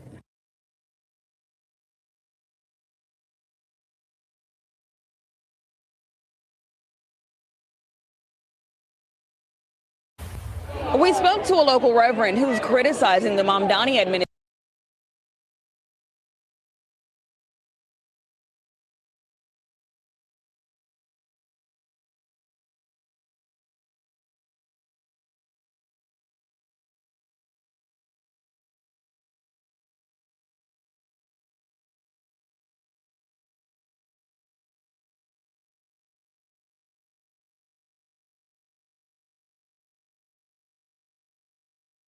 As we reported earlier, the Mamdani administration continues to hold its rental ripoff hearings across the 5 boroughs. Some public housing residents, though, say that they have felt left out of the conversation.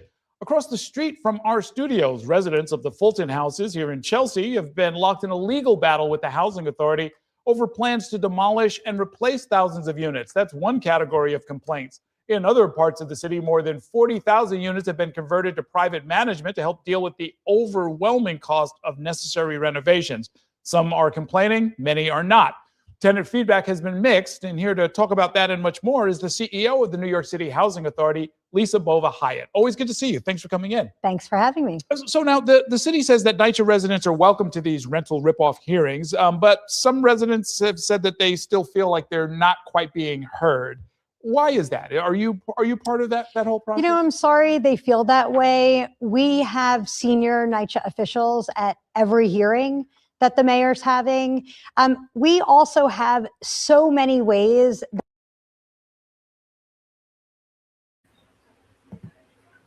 Now that's the chair. When I started, Tino Hernandez was the chair. When I started advocacy, I was on a citywide resident alliance, and Tino Hernandez was the chair. And now, many, many chairs down, we currently have this woman as the chair.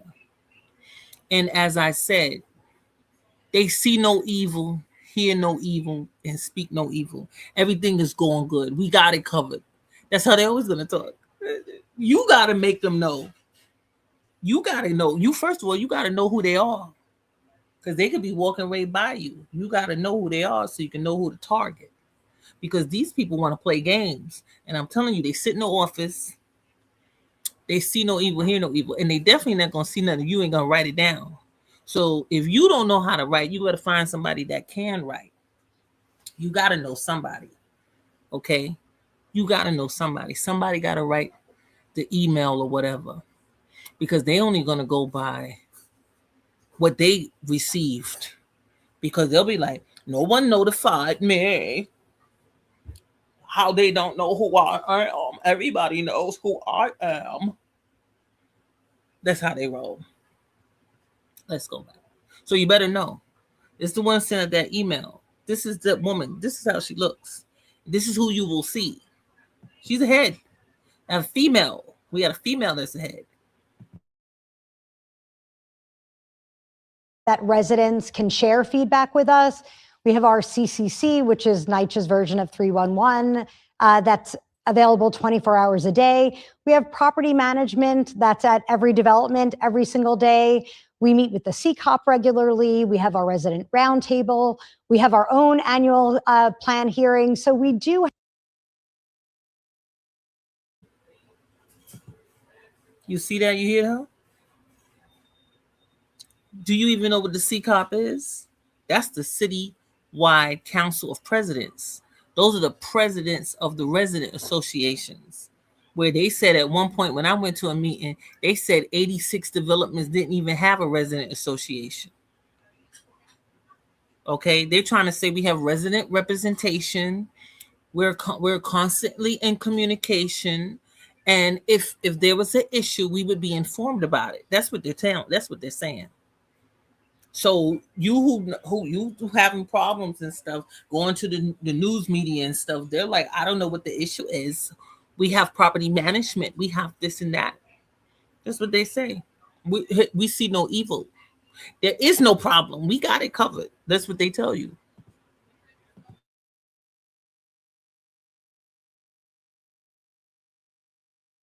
Have a lot of ways that NYCHA residents can share both their positive comments and their negative feedback. Okay. It didn't get a lot of attention on the campaign trail, much to my surprise and chagrin.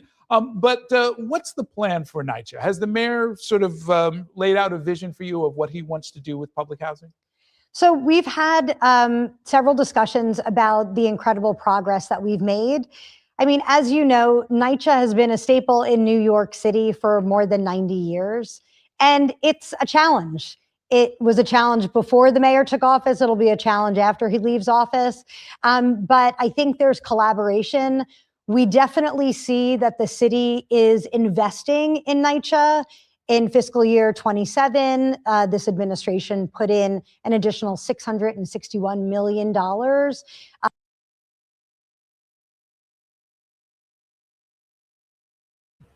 Okay, you heard that? You got to keep on people with this kind of information because they will get money and they reallocate it, play around, and next thing you know, all they did was put new furniture in their executive offices and flat screen TVs. Okay?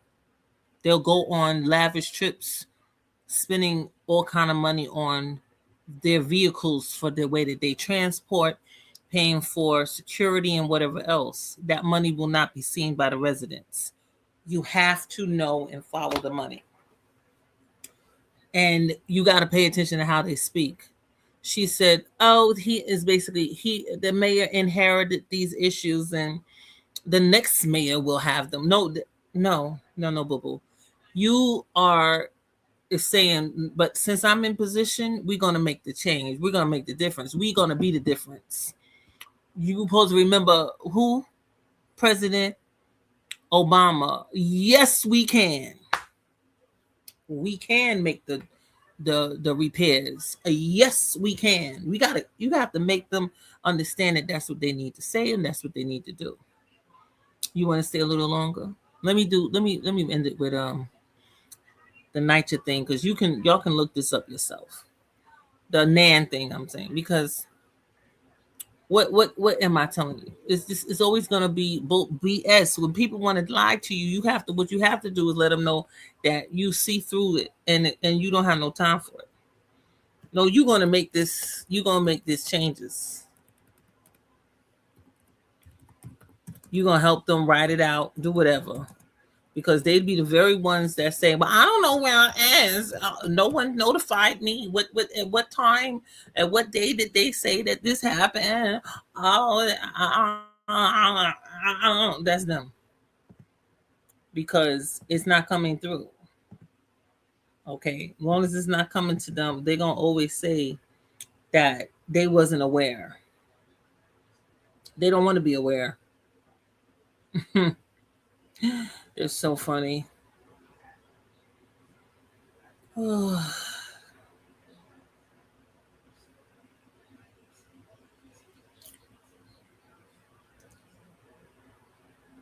gonna show this because it's something that I need you to understand. When it comes to money, you got the money. You gotta have some money. Somebody got the money.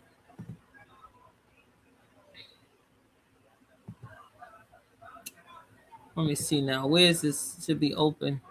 Right here. Let me open this. He gonna come down. He gonna come down and talk about the money. I want you to hear this to see it. It's like this every week, boo boo. Please open it. Everybody's saying. Everybody's singing.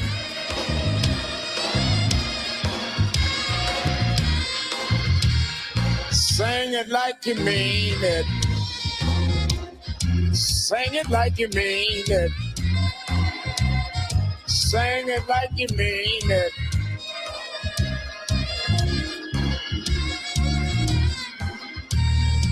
One last time, y'all. One last time, y'all. One last time, y'all.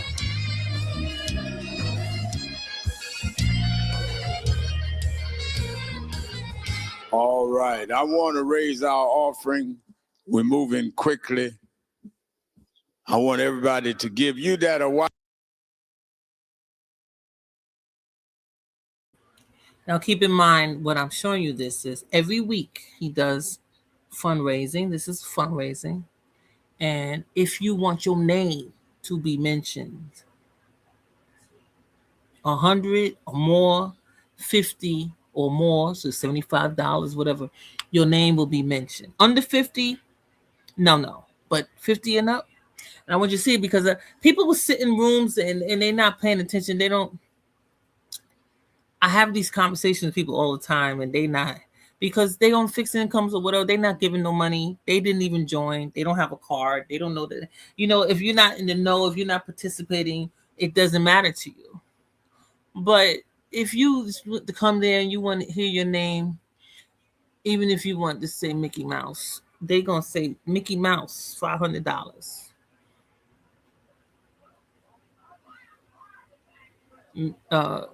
Minnie Mouse, $75. I'm serious. Watching, I've asked for 100,000 people to give or pledge and give on $500 for the building fund. We working on the building. Many of you here in Harlem have already seen we had the signs up, and we be in there in 2 or 3 weeks, and need us to be prepared to finish the renovation, which is going to cost money, and begin paying down on our finance. But we own us a building. So I need 100,000 to give $500, all of that going toward the building. But I need you that can give right now money that we cover our expense. I'm not laying people off. I'm not.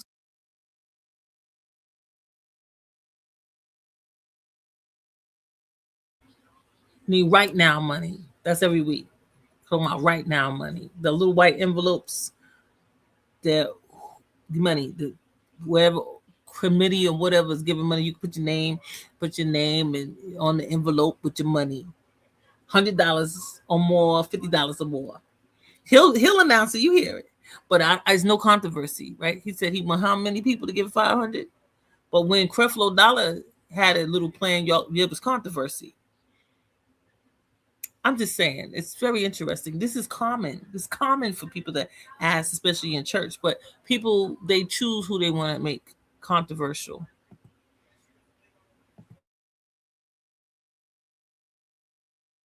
Fine, we're running our chapters all over the country off of what you give. So I need about 10 people, about 10, that can give $100 or more to come first. I need about 10. The Guardians, $100. You're going too fast. Membership committee, $405. Bishop Victor Brown, $100. Sister Fields, $100. Brother Mr. Mayor Rodney Jones, Mr. Mayor for Queensbridge Houses, $100. Dr. Jesse Fields, $100. Tammy McCoy is giving her $500 for the building fund. $500 for the building fund. Sister Gladys Polite is giving her $500 for the building fund. And she's giving $100 as well. Sister Lois Manyweather, been with me a long time. $100 from Lois Manyweather. Kazembe Batts giving $100 on his $500 pledge. We go back 35, 40 years. Change Choir, $123. Winston Gilchrist just had a birthday, $100.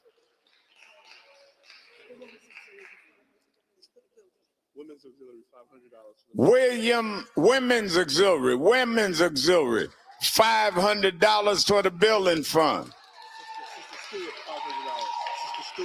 Sister Stewart, $500 for the building fund. Charles Maynard, $500 for the building fund. Brother Rich, $110. Brother Rich, $110.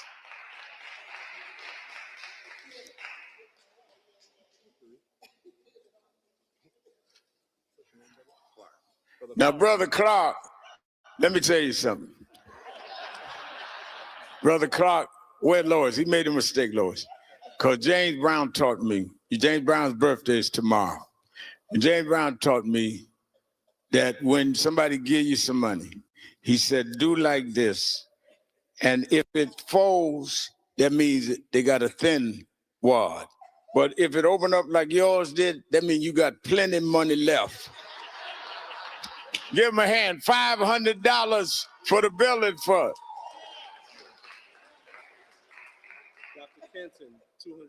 Dr. Canton, $200. All right, give me some 50s, 50, 50, 50, 50, 50.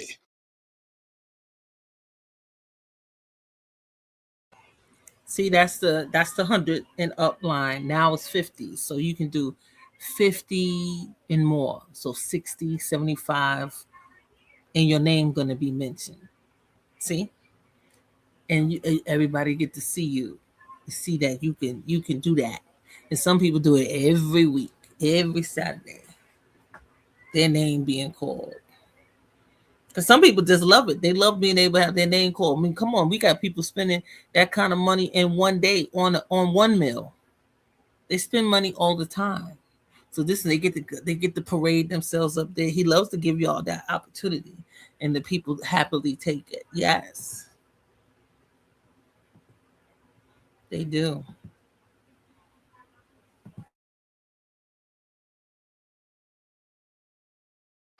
$50. I'm not talking about the rapper. I'm talking about money. 50, 50. New York. What color is this? Tan and white. He just retired. Got on his white sneakers with not a spot on them. Brother John, $50. Anonymous 50. Come on, 50s, 50s, 50s.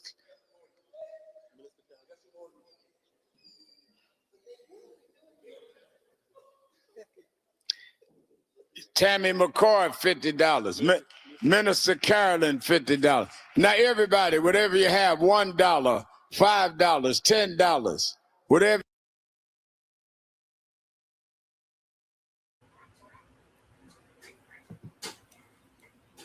Now, this is the part you don't get your name called out, but you get to walk down. You get to walk, and he sees you put money in there. You get to walk. Nobody gonna hear your name though, but you get to now. Everybody gets to walk down and put $1, put some change in there, whatever. You get to be a part of the movement. Yes, part of the movement.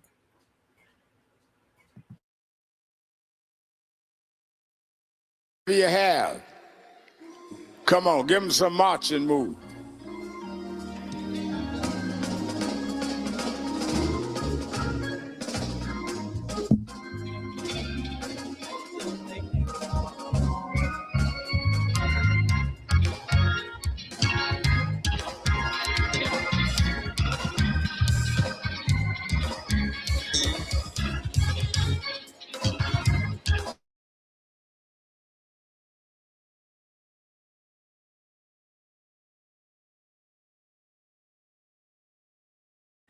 Yeah, I want to show that because I'll be talking to people about it, and they be acting like they're so clueless. I said, if you spend 50 more, they gonna say your name every week.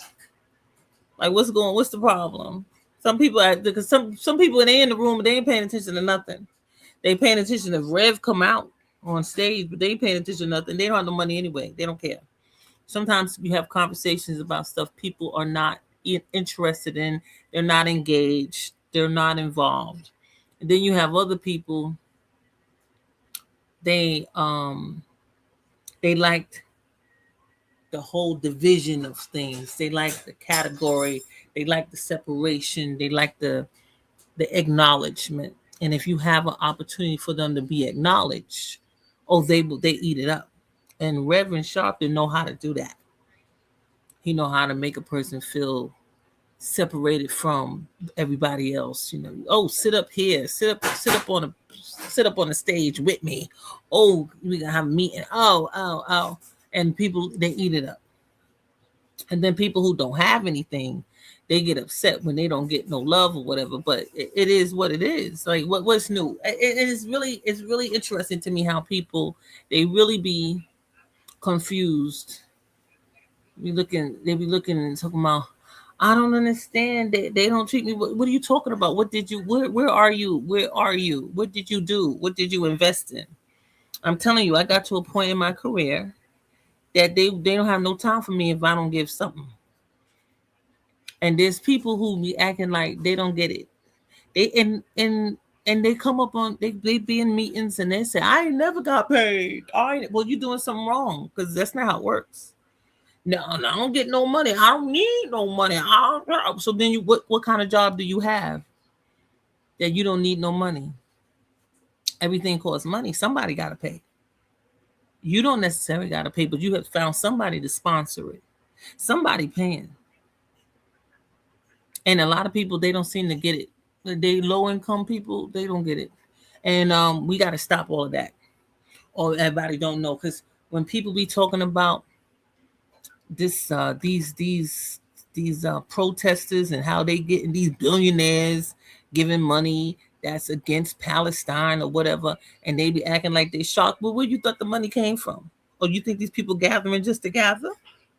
That's not reality. Somebody's funding something. Somebody's funding it. And you can get funded too. That's all we saying. That's all I'm saying. Somebody's getting money. There's not how you can't operate without money. Somebody's getting money. Stop playing with yourself. The fact that you even entertain the idea of it is ridiculous. And it's like that because we allow people to talk foolishness all day, and I'm tired of it. I'm telling you right now, I can't take it no more. You got all kind of people living in NYCHA. It's been like that. They'll do a whole report talking about NYCHA like there's no white people there and all this nonsense, when you got them Jews and them Russians, they've been there. And when you knew when them Russians came over here that was up there talking about they was having some problems, they put them, where you think they put them? Who they warehousing them apartments for right now? Don't play games. Don't play games. Don't play ignorant, because playing ignorant don't get you nowhere. I promise you. You gonna play ignorant? There's a lot of them like I don't know. They don't know. I don't know. Why you don't know? You've been going to the meetings how many times? How long? Have you ever ran for office? You got a lot of people, they've been doing stuff in the community. Why they never ran for something? What's going on? Why they never ran for a big position? You never wanted to be on the board? I'm suspicious of people that don't try to go for the board. How long you gonna be in the audience? Like, I get it that you trying to get a feel of how the things move, but once you get it, now it's time to move up. Okay, you start at the back. Isn't the goal to move to the front? Is it just me? You can start. You got to start somewhere. I started at the bottom, right? But you got to move. I mean, that's the whole point of experience. Okay, everybody gonna have a day one, but after you get experience, you're supposed to be able to do things. Yes or no?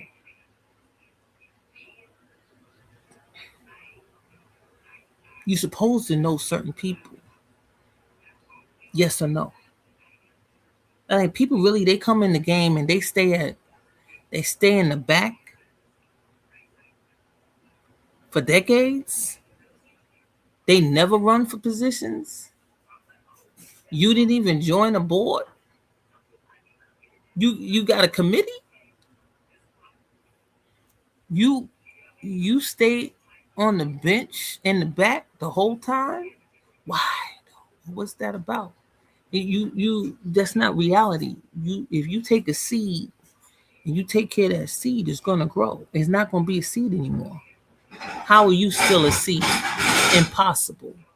You've been somewhere 20 years and ain't nothing going on with you. You don't got no change. Impossible. Something not right. Now they could be developmentally delayed. We have a lot of people in low-income areas that are developmentally delayed. Don't forget that. Don't get lost. Don't get confused. We have a lot of people that are on fixed incomes, that have mental health issues, that on fixed incomes, SSI. We got people that are developmentally delayed. They all over the place. They doing whatever they want to do, getting themselves into mess. But they are not, they not mainstream. They there needing services. Okay? A lot of these people got services. Don't forget that. Don't come in there acting like people are going to the top floor, because you're going to make yourself miserable. Everybody don't go to the top floor. No, not at all. They got benefits. They got their medication, and they have their caseworker. The caseworker doing their job or not, they got one. Okay? And you can sit right there in the back and never move. But you better wonder, you better know. Nobody normal gonna start at the back and stay there. Stop it. You started in the back, you still in the back? What's going on here? You was incarcerated for 46 years. There's a lot of delays with you. A lot of things you didn't learn. Okay. I don't gotta tell them my business. You just better know. These people, all the marbles is all together. That is the community. And there's a lot of people try to separate. And I'm telling you, they separate you with money right away. I need you to pay this ticket. I need you to do this. I need you to register. They'll do it. And it's like, oh, I need you to write. I need you to do this. I need you to do that. You know what they're doing. I need you to be here. I need you to do this. So let's stop playing. I'm tired of the ignorance. I'm tired of all this foolishness. Okay? You got people advocating, and then nobody's telling people stuff, and it's written out. Nobody's reading. We got to stop. All of us got to participate, because everybody can't read. Don't act like that. Everybody's not, they're not mainstream. They're not on the level. Okay? Everybody's not moving forward, and it's okay. But don't act like you don't know that. I'm tired of it. Don't act like that you don't have people with developmental delays, people that don't know how to cook. They can't be in cooking facilities because they burn the whole place down. It's just too many. It's too many steps for them. They get all disoriented. They can't make it. They're going to be a problem for everybody. You got people been raped since they was 5 years old. They on medication. They got a lot of issues. Okay, they right there in the community. People that you welcome them off the street, you're gonna meet all kind of people. It is what it is. Nothing. It's nothing to that. But you better know. Don't act like, because I hate when we have conversations and they group everybody like everybody in the same situation. That's asinine. We gotta stop it. We gotta stop it. We gotta stop it. Moving forward, because you're gonna misrepresent people all the time. Okay, let's stop it. I can't take it no more. I'm tired of talking to these people. I'm tired of it. I can't. I'm not gonna just sit back anymore with the foolishness. They stand up there lying. They're not ignorant. I guarantee you, they're not in the back seat. They're not in the back room. They just lying to the people. We have to stop it. That's all I want to say today. Thank you so much for taking the time to be joining me. And I just appreciate you. And I just want those who are advocates to move forward and educating the people. We got to keep an education component with the people we are servicing, because you not educating them is not helping nobody. It's keeping everything at a standstill. Okay, the people they just it's not dawning on them. They're not. It's not something that you want to say. Oh well, that's common sense. No, no, no, it's not. They will stand there in the same spot if you don't help them. Some people they require you to encourage them. They're not going to encourage themselves. You can talk about that, or that's convenient for you. That's not what you was put here for. You're not put here for. You're here to educate. You have a skill set, a gift, and you are there to help your people. Help them. Okay. I love you guys.